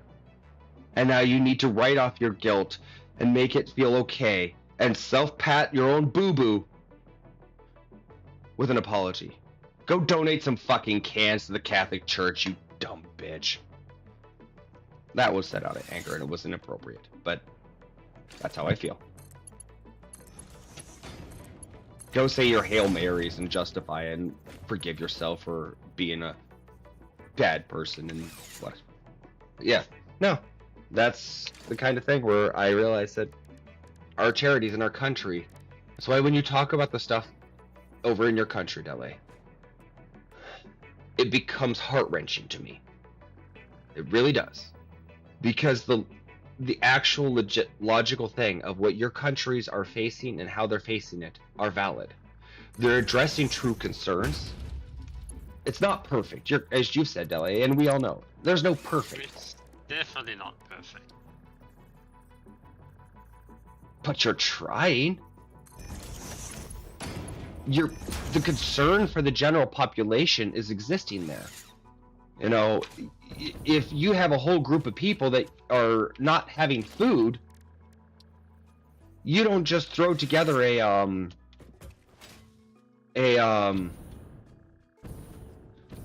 box lunch to send home with these poor kids that have no food. We'll make sure they get dinner, they get lunches over the weekend because their family has no food.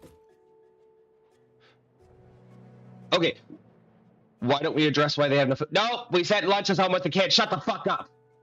And then I talk to you, and you're like, we have people that are starving. Our country's figuring out how to address that. That's, like, to me, that's a very, like, that just makes sense. It does. Like, the reason is not how do we feed them. The real question should be asked is why can't, like, the parents afford feeding them? It's not like it's like putting a band-aid on a bleeding wound, right? Like, hey, look, there's no blood right now. Wait, why is it still bleeding?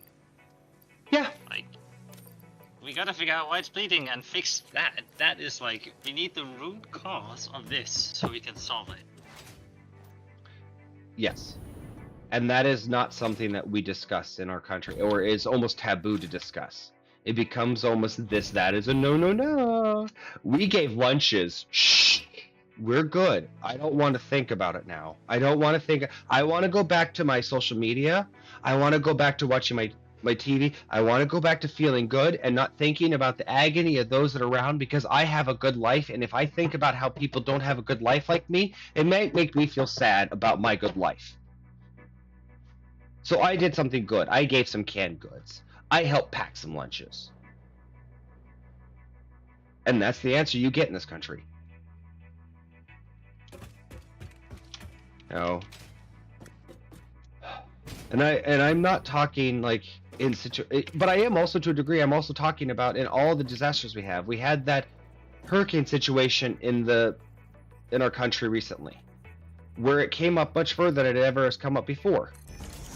And they weren't prepared for it, and it fucked them over, and it hurt a lot of people. And we have a militarized system that can literally land tanks almost anywhere in the fucking world within 24 hours. We can mobilize militarized units almost worldwide in 24 hours. We can set up a whole entire base almost, but we can't manage to. And people be like, well, it's dangerous. What? Have you seen the places that our military can drop troops? They can drop things in the middle of a fucking hurricane. They can drop things in the middle of a blizzard. They can land on the side of a fucking icy mountain in the middle of the fucking Alps with tanks. And you're telling me, well, the floodwaters were high, and no, there is no justification that we can't reach the people in our own goddamn country. And then on top of it, the amount of people that I see that flood out to help the people, it breaks my heart, because I'm like, people, I love you. And this is where I love people, and I know people are good in the base. I watch people truly flood out because they don't want to watch these people suffer. They don't want anyone hurting. They want to help. And I'm like, people, we flood out to help solve a problem that is created by our own government and the corporations by going out and purchasing more corporate things and buying things and flooding these food shelters with it and doing all these things that pay into corporations that make a bunch of money. So every natural disaster in our country, corporations going, I'm going to get a bonus. Fuck yeah. I'm not shitting. I wish I was shitting that so much that in the stock markets, there is gambling on how much destruction a fucking natural disaster will do in our country, and they make money off of it. They profit off of natural disasters, knowing that a natural disaster will lead to profits off of people buying canned goods. They know it'll lead to a shit ton of boost in certain industries. They will wager and gamble off of the destruction that a natural disaster does, and the high up companies make fucking money hand over fist whenever we have a natural disaster, because they know people will come pouring out of the woodwork to help their fellow Americans and the fellow citizens, because they know that people are decent at the core. So you know what? People are going to go buy a shit ton of canned goods now. The corporations have learned, don't put things on sale when it's, a natural disaster, because people come out and buy things at full price because they want to make sure that the people are getting food. So they'll go out and buy it. And the corporations like Del Monte and all the others, they roll in the money. And every one of those cans, they could have just donated themselves. They could do it as a corporate tax write-off. And then they'll take a small amount of the percentage of the profits that they've made off of that, 1 iota of it, and then they'll donate to the max amount that they can to get their tax write-off of it, and be like, we as a corporation truly care. See, we gave like this much. Let's not talk about the profit you made off of this, though, as well.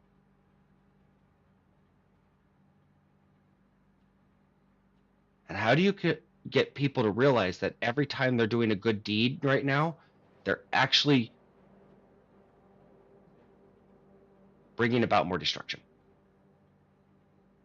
Instead of holding the accountability to the corporation, saying, no, fuck you. Fuck you, you can donate these things. You have stores full of goods that could feed a town for weeks. Give that shit up. Now they roll out the cops and block the doors.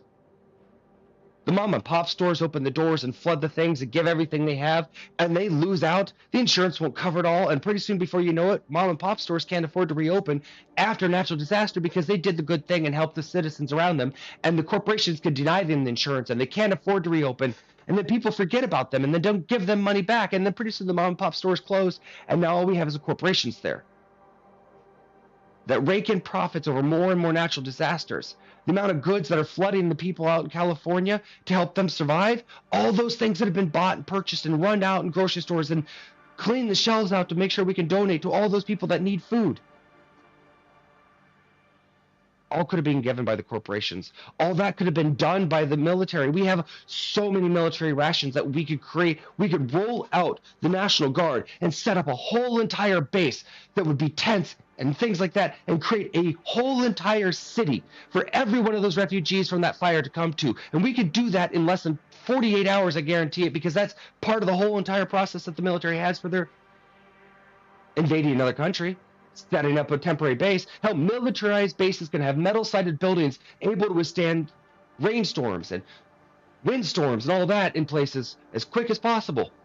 They have whole engineering departments to set this up as fast as possible, to make it as efficient as possible. We have whole entire bases sitting around of military personnel doing nothing, waiting to go kill some fucker in another country.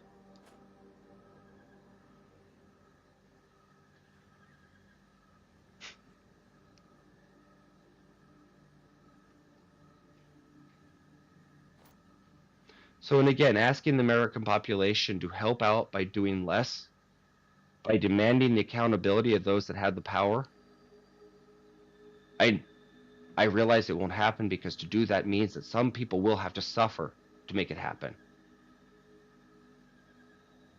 Because to make it so the situation that we go, no, you know what? We're not all going to go out and do a food drive. You know what, Del Monte? You know what, Dole? You know what? Every fucking industry and every corporate leader and every fucking executive that owns those companies, they have enough money and power, they could literally give enough food and they wouldn't even touch their fucking profits at all. It wouldn't even come close to even taking part of their bonus, I guarantee it.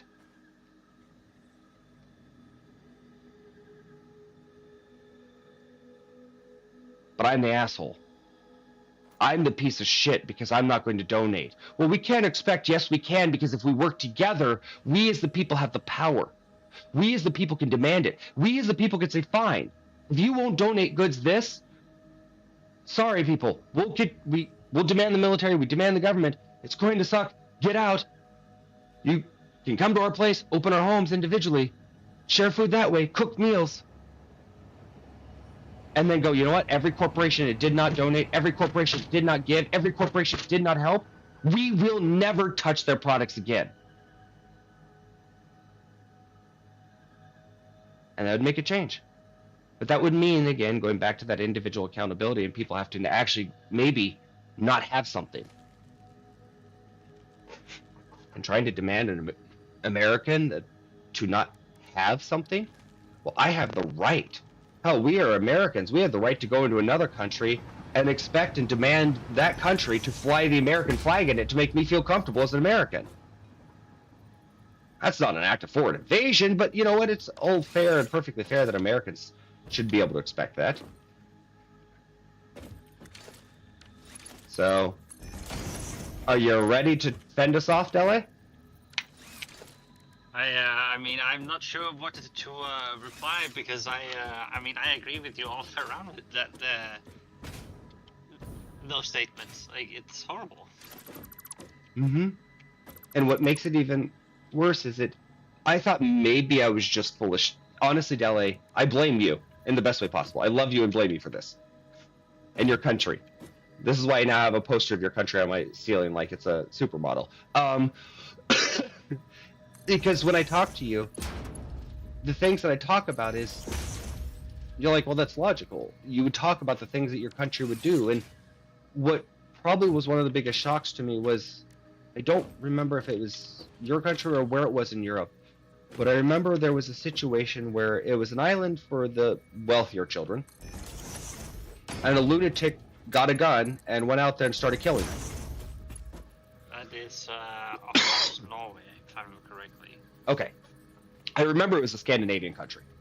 Because what was the big shock to me as American was the reaction of all the countries around of like the statement from all the political leaders, all the representatives were, how did we miss this? So many Is years there- ago. Finished stream today. No. I think it was called Enter something. So, oh, it's disconnected and reconnecting. Are you? Come on, OBS. What are you doing? Okay, I am reconnected now successfully. Okay, it looks like OBS is struggling a little bit with connection today. I don't know why. So, but yeah, I remember hearing about that, and I was driving truck at that time for a place and just doing deliveries from a warehouse to the store, and so I'd be in the truck a lot. And I remember listening to PBS a lot during that, and I got to hear the public reaction because back then they were actually talking to people, and it was a lot of that, and I got to hear it, and the reaction was, how did we miss this? What did we fail to see that brought this person to do such horrible actions?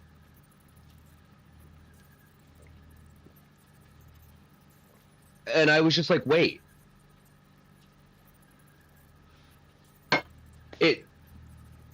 I literally, actually, when I heard,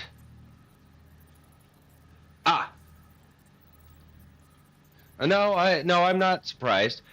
You know what's wonderful about that, Ellie? They didn't even talk about that.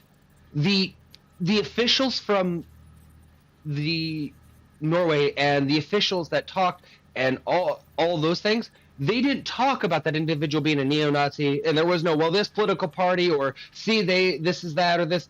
It was a continuous, across the board, besides the utter shock that people had of like, oh, holy, what, and just the horror, the continuous statement of like, how did we miss this? What did we do that we missed this? And again, not perfect. They're not perfect. It's not like they've created a magical perfect system that now fixes everything. But to have even any governmental officials or any mindset on a greater scale going, what did we miss that led this person not only to this point, but we missed them getting to this point that allowed them to actually create this heinous action? And it was such a refreshing conversation to hear that I would say that mentality is what drove home this personality I have of we need to address the main issue. Because up until then, I had been kind of philosophically bouncing it back and forth and struggling with it and everything of like, I really can't do much. If I still donate, if I give my time, if I go to charities, if I do these, I'm helping out the individual. This is what I need to do, and da-da-da. So I'd been in that mindset. And then to hear them address it in the sense of how did we as a greater community miss this and how can we start to address it? And it wasn't just the government officials. It was a bigger mentality. Like, it was a standard kind of concept. I was like, huh. So I'm not insane. There's something wrong with our country's way of thinking. Okay. So I'm not insane. We'll start there. Let's start talking about it. And it's led down that path that we see where the results of not ever wanting to address how do we fix the base issue is leading us to. That's where we are right now. That's why we have the Oompa Loompa in charge. That's why we have all the stuff going on that we do. And that's why so many people are going to be hurt so much in the next few years, is because so few people were willing to ever have that mentality of like, how do we address the base issue and how can I help address that base issue? So I think it's going to be a shocking next few years. You guys are either going to have a really great popcorn, or we're going to, I am already having the greatest of popcorn. or reality TV is going to extend to your world, LA. Yeah, that's the only thing, right? Right now, I have great popcorn times. Maybe it'll be, not so great. Because when you ask me questions of like, can they do this? Is this I in the past, like I said, Elliot, my reaction would be no. There's all this and that and this and that and this and that, and there's this regulation, that regulation, and things like that. Now, after some social media things and some weird things with that stuff and some other stuff, I'm kind of like, I don't know, Dale, what actually is going to be allowed and not, because I will tell you, there is things all funky. Yeah. It feels very much like either my popcorn are gonna be delicious or they're gonna be overcooked, and I hope they're not gonna be overcooked. Yeah. I'm really hoping that people have a sense of shock, that it becomes the ability that enough people start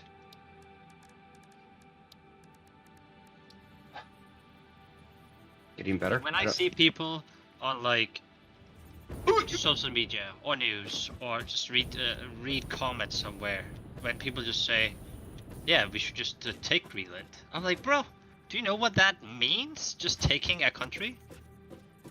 Do you know the consequences of something like that happening? Like, I think it'd be better off with us.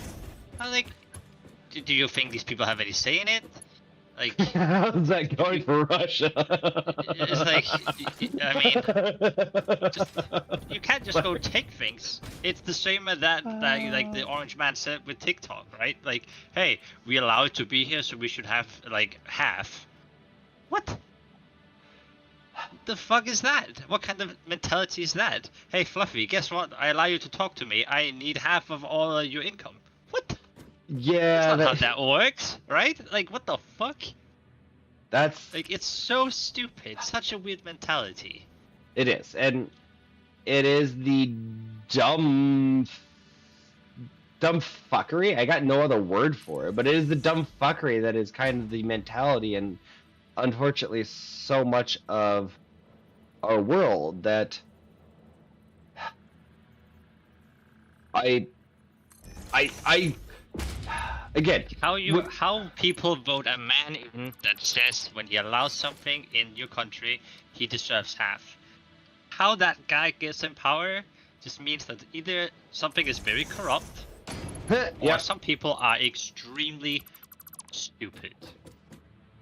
both. Most likely both. Absolutely both. But- because the but things that it's these just people crazy. believe, like, it's again the amount of people that voted the dumb shit in, and then the fact that after they voted him in, they are like, wait, what's a tariff? Oh my god, seriously? Like, could I tell you the exact definition of tariff in what its all full political definition? No. Do I know the general base premise of it? Yes. Do I know that it really cripples a market and it does not help in the ways that people think, and it's mostly done in a way to punish? Yes. So how is that a good thing? Yes. I saw a guy with the tariff saying this. He said it's not gonna make things more expensive. It's just gonna make them less cheap now. How did he worded something like really stupid? Where he like that's exactly what more expensive is. He stumbled over his own words, and I was just laughing my ass off because literally what he said was it's just gonna be more expensive in a different way, and I'm like, bro. Like it's so silly.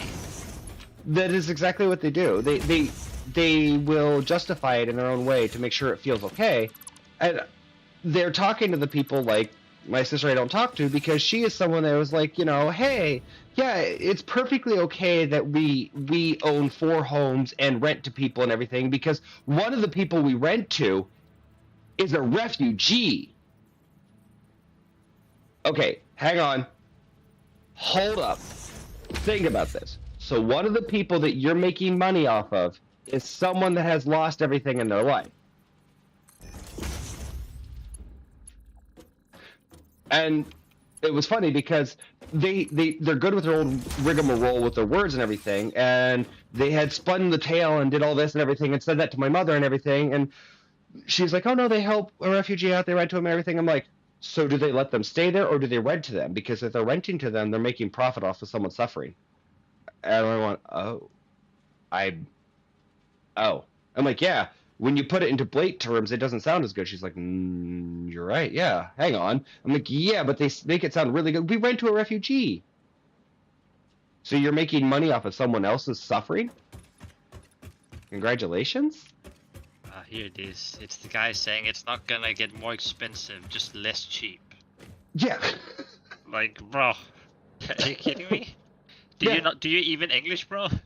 Exactly.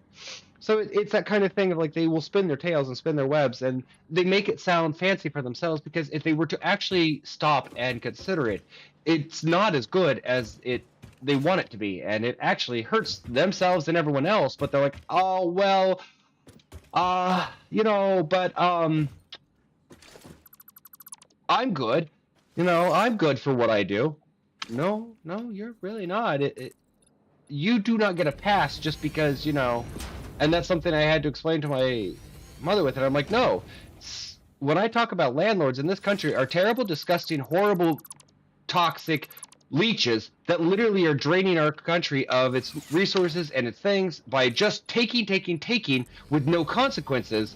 It does not matter who they are.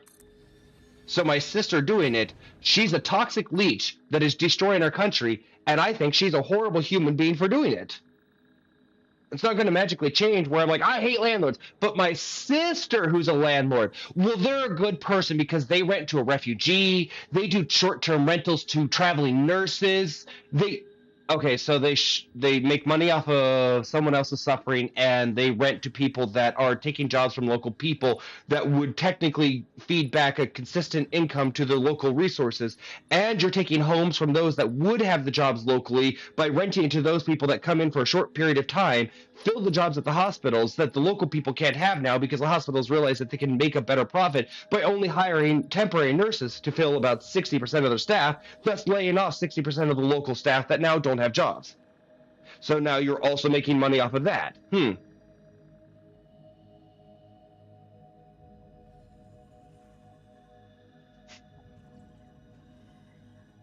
No, she's a fucking horrible person. One day, hopefully, one day, people in the US will,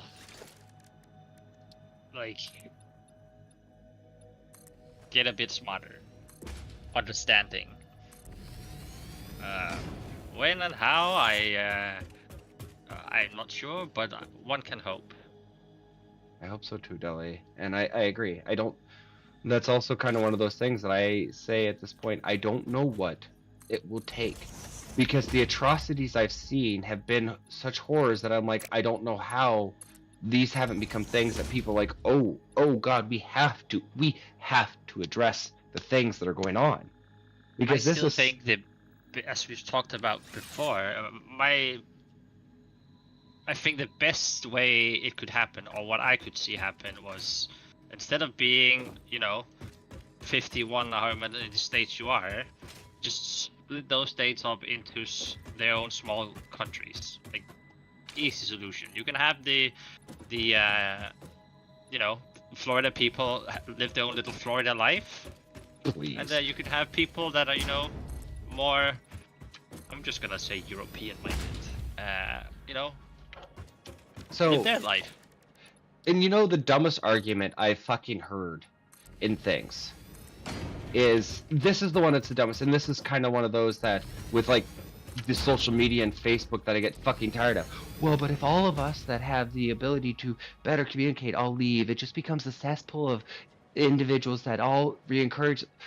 Okay, so let's reduce the number more and more and more. And if we all agree that this site is a terrible cesspool of inbred, racist, misogynistic shitbags, it's all like, well, I'm fit. Okay, thank you. I know who you are. You're on Facebook. If people are going to have clear indicators, yeah, I ain't going to live in that country because they're a bunch of open-minded liberals. I'm going to go down to Florida. Okay. Well, you go down to Florida. This idea that, well, we couldn't let them all just congregate together. Why? It makes the better world for the rest of us if they all go shove themselves in one pocket and destroy their own little world. I agree. Like, if the argument is, oh, the countries are going to be too small, I'm just going to say my country works just fine, and we are less than 6 million people. Right? It's Less people than New York City. I mean, come on. it really is the case that I think so many people, more than anything, I think people are afraid to realize that somebody they might have been buddy with is some horrible, disgusting piece of shit that they're like, oopsie doodle. Oh, were you a friend with a racist for most of your life and you weren't willing to admit it? Sucks to be you. Should have been a better person. No. Because that goes down to the thing where it used to be, no, I didn't give a shit who voted for who. I really didn't. You know what, if you're Democrat, you're Republican, you're whoever, fine. I know, it would be the way you acted in everyday life that mattered, but at this day and age, with the way things are, no, now I actually care who you actually vote for, because that says a lot about what you are as a person, what you believe in. Because, oh, I'm not a racist, I just voted for Trump. You're a racist. You can't back a racist and not be a racist. You can't actively know someone's a racist and then be like, well, I'm not a racist personally. No, but you allow a racist to openly say racist things. Why aren't you a racist then? Well, because I'm not saying the racist words myself. Fuck you, racist. So, no, my sister is a racist. And I will not have anything to do with her because in my life, in my world, every single person, and I mean it, that has been kind to me, shown me genuine love and genuine care and decency as an adult, have all been in alternative communities. Every single one of them has not been white, heterosexual. So why the fuck would I ever back that? Why the fuck would I ever believe that's a good thing?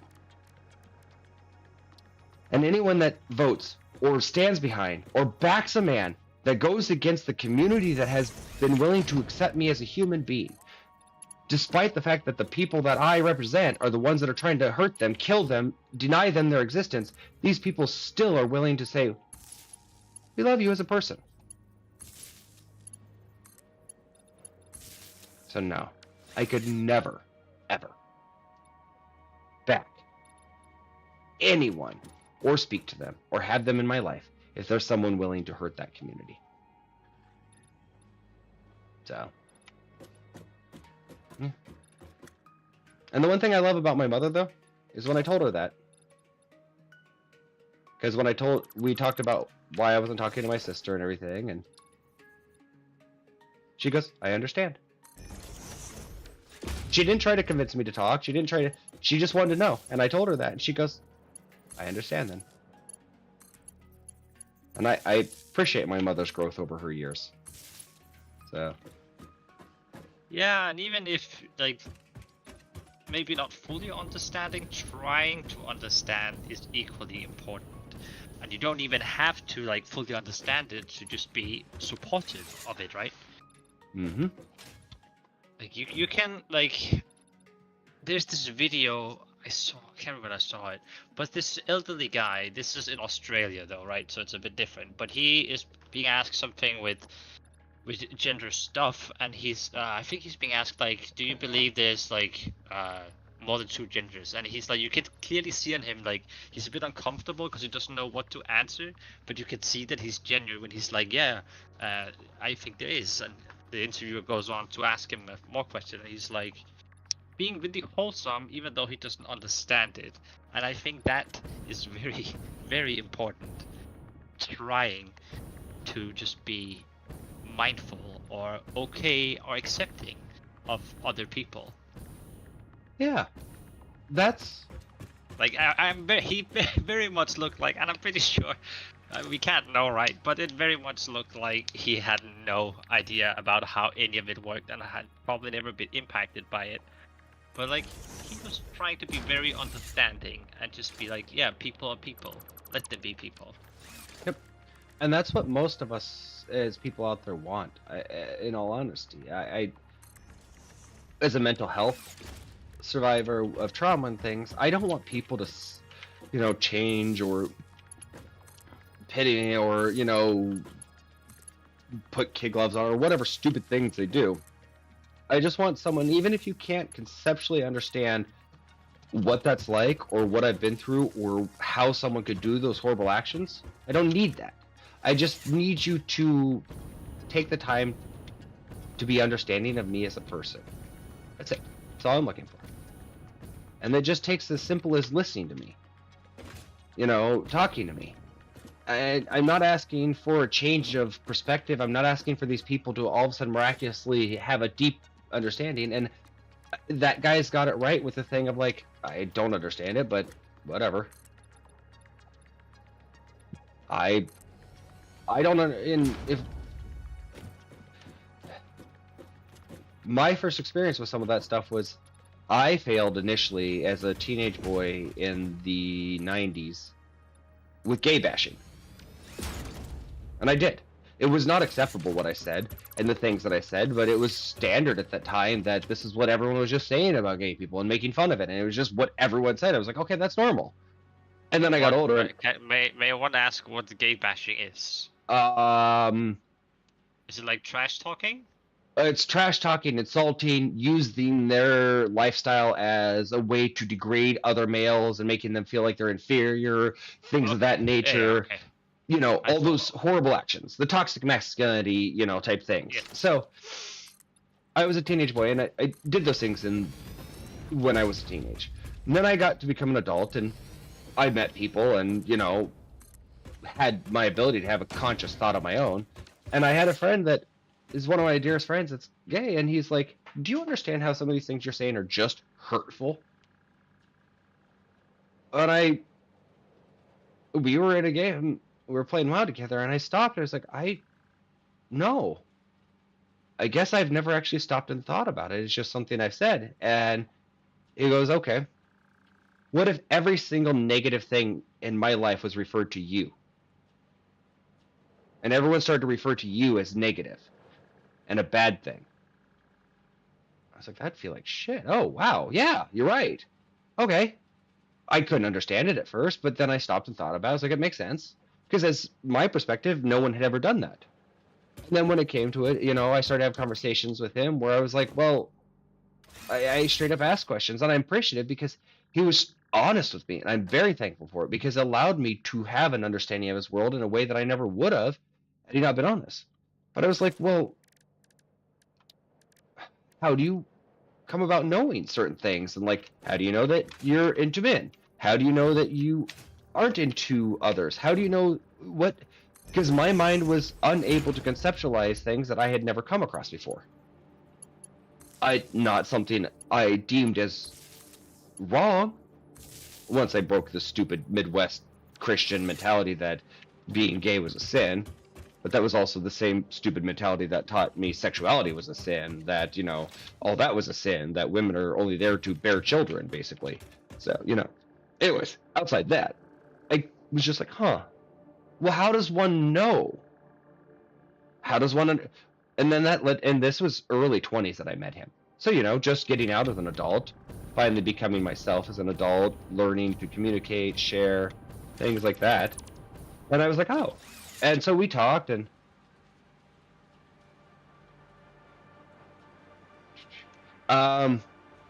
so he just talked to me about things and allowed me to ask questions, and it allowed me to have a better understanding of where he came from, what the experiences were like for him to be able to feel safe to express, what it meant, what he would want as a reality for him and his life and his partners and the future of the world to be like for him to be able to safe and express and not have those negative things and all this stuff that he communicates. Like, oh. And so fast forward into today's age where now we in America are trying to hate on every single thing that's not white and straight, but we are especially targeting the transgender community and foreigners. That's our biggest threat for some reason. And the part that just keeps killing me is the amount of people that give a shit on something that they literally has no impact on them in any way whatsoever, and how it's become this circular logic that they go down to like, it's a danger. Why is it a danger? Because it's a danger. Who said it's a danger? The leaders said it was a danger, so we must claim it's a danger. We must change it. It must be something we care about. Why, though? Now, that's our newest hate target that we have as a danger. We can't technically have foreign, so that's what our government has targeted as internal. And people like my sister are ones that have created a world that that's happening in, where they're unwilling because they'll go home and she'll have a private conversation with Matt about, you know, people being gay and how you feel about that, and, you know, patting themselves on the back because they said in the privacy of their own home that, oh, what if situation that maybe if Clay had a friend that was gay or wasn't sure about their gender or anything, you know, what would we say? And, oh, well, we would support them and all this in their own privacy of their own home. But when it comes to the real world, they voted for a man that really would kill these people openly. These are the same people that voted for a man that is wanting to deport all people that aren't U.S. citizens and all these terrible things. And my middle sister's current partner happens to be someone that isn't American. I don't know what his legal status is. I don't know what his card status. I don't know where he is. But at this point, if the Oompa Loompa has his way, she could say goodbye to her boyfriend. He's getting his ass kicked out soon. They've already started the raids.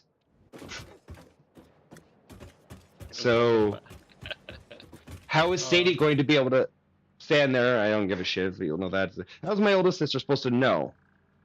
And stand there and look at my middle sister in the eyes and say, I love you and I care about you, as my actions as an individual got your love kicked out of our fucking country.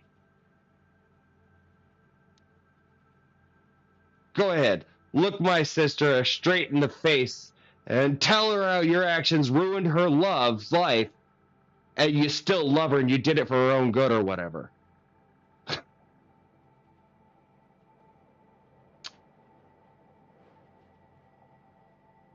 Yup. Things about to be interesting. So Deli, can you adopt me and I can live in your country? It's a bit more complicated than that, but Can I? What if I find someone to, you know, fake the? Oh God, what was the old papers? The like writ of nobility and things. What if I get someone to fake the bloodline lineage writs or whatever they are? You know, I could find someone to, you know, forge that. We are long lost relatives from ancient days. Please let me in. I mean, it used to be anyone could get into Sweden, but even that got sharpened a bit. So. Yeah. And I think this day and age, I think it's gonna be difficult for any American to come to Europe. As you mentioned yourself, why take an American in when you can have someone somewhere else that are most likely, way more qualified.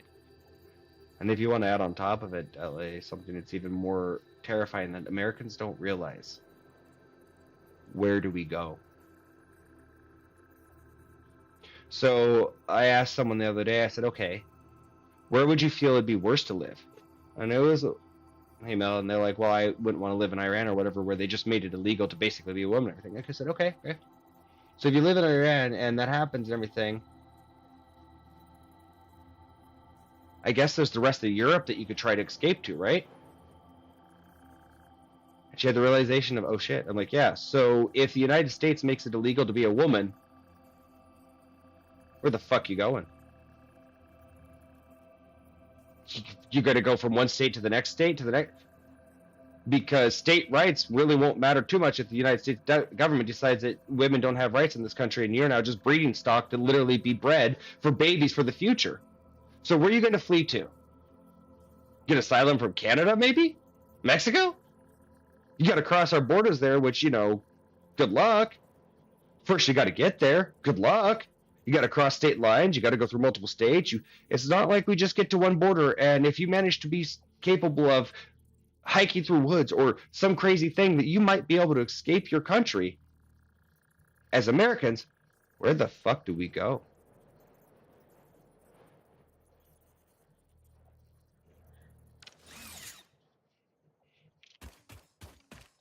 And it was a moment of realization and settling into that thought that hit them of like, oh, I'm like, yeah, even worse countries over in Europe that are facing terrible things,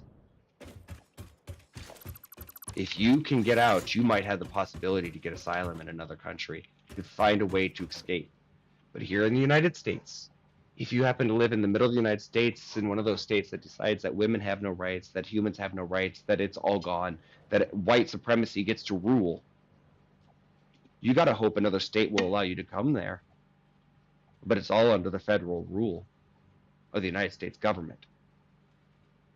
It's not like I can go from Iran and make it to Germany, or make it to France, or make it to Spain, or hell, make it to Denmark, where you are a different country with different laws and different regulations and different rules.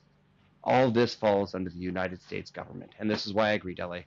We need to see the collapse of the United States as a whole, and we need to become countries that are smaller, because this overall giant, massive thing creates terror.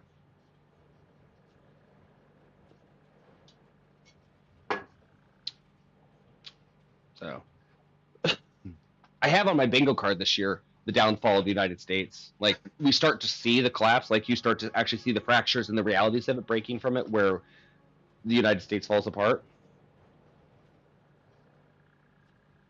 Because I think it'd be great if Hawaii actually decided to truly just go full bore native and be like, nope, fuck you. We're no longer part of the United States. We just straight up say it. Fuck you.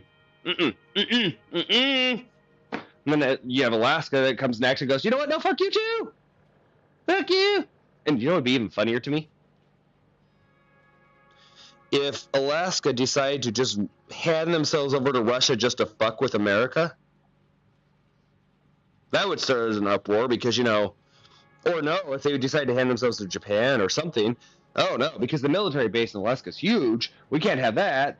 Just watching as countries decide to individually leave, states decide to individually leave, become their own countries, apply for, the UN, being like, hey, if we leave UN, will you accept us as an individual?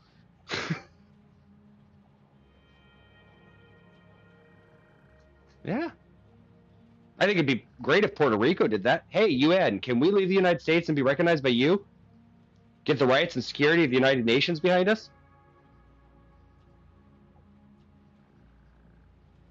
Downfall of America. Whee! Whee!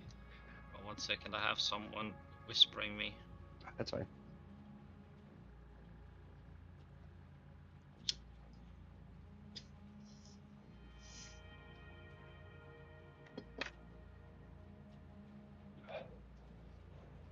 There we go. Sorry. Oh, you're fine. I had a very, very pricey dude whispering me, and I'm like, this is... Oh. Were you getting something? I was selling something. I have just been standing AFK in PoE in case of... I do that most of the day, so I have my headset on, or speakers on. I just stand online, and I have a bunch of stuff for sale, and then I have this notification sound if someone needs to buy something. And, Yeah, that's kind of a nice fun way to do it then. I like the trading aspect actually. I usually like to play solo self-found, but I'm actually enjoying the trading. Well, it's really good. I have really enjoyed everything the company has done with the game. I would like to get back to it more. As you can tell, I've kind of been addicted to Satisfactory, maybe. Just a little bit. My Satisfactory is kind of your PoE right now. Just as I said to someone the other day, I was like, the reason I know that I'm addicted to Satisfactory right now, and I'll struggle to play other games right now, is because in my current world, it feels like so much of my life is completely out of control, and it is going in a negative direction in the world that I want something to feel like I have some control and I'm making some progress in, and I can see actual change. And Satisfactory gives me that. So I can feel a sense of accomplishment in this game.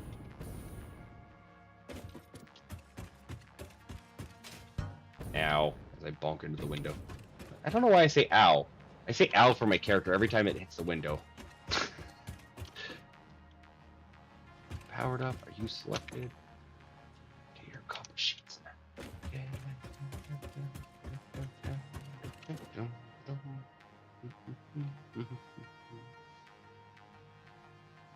So how am I gonna run the power? Yeah. It makes me really happy to have multiple people playing this game this time. And we'll end on a really positive. We've had some very heavy topics today. We had some very serious things. We're getting very much at the end of stream. It's been our 4 hours. It's been a windy road. It's been very heavy, very serious on many topics. And I appreciate you, Dele, for jumping in, giving your feedback. Of course, of course. Emily, I appreciate you chatting with us in the game and giving conversation feedback as well. I love having people give their experiences. So it's really nice to have Desert jump in and give his feedback as well and his experiences. This is what I want to grow this channel into. It is a community that I want to create where we share the world as it is, as people truly live. Not the refined media that is out there, not the social media version that is tailored, but the actual real lives of the people that I've grown to know over the years in other countries, in other parts of the world, different perspectives. So I look forward to sharing that in this platform with everyone. So yeah. All right. On that note, I'm going to say bye-bye on stream.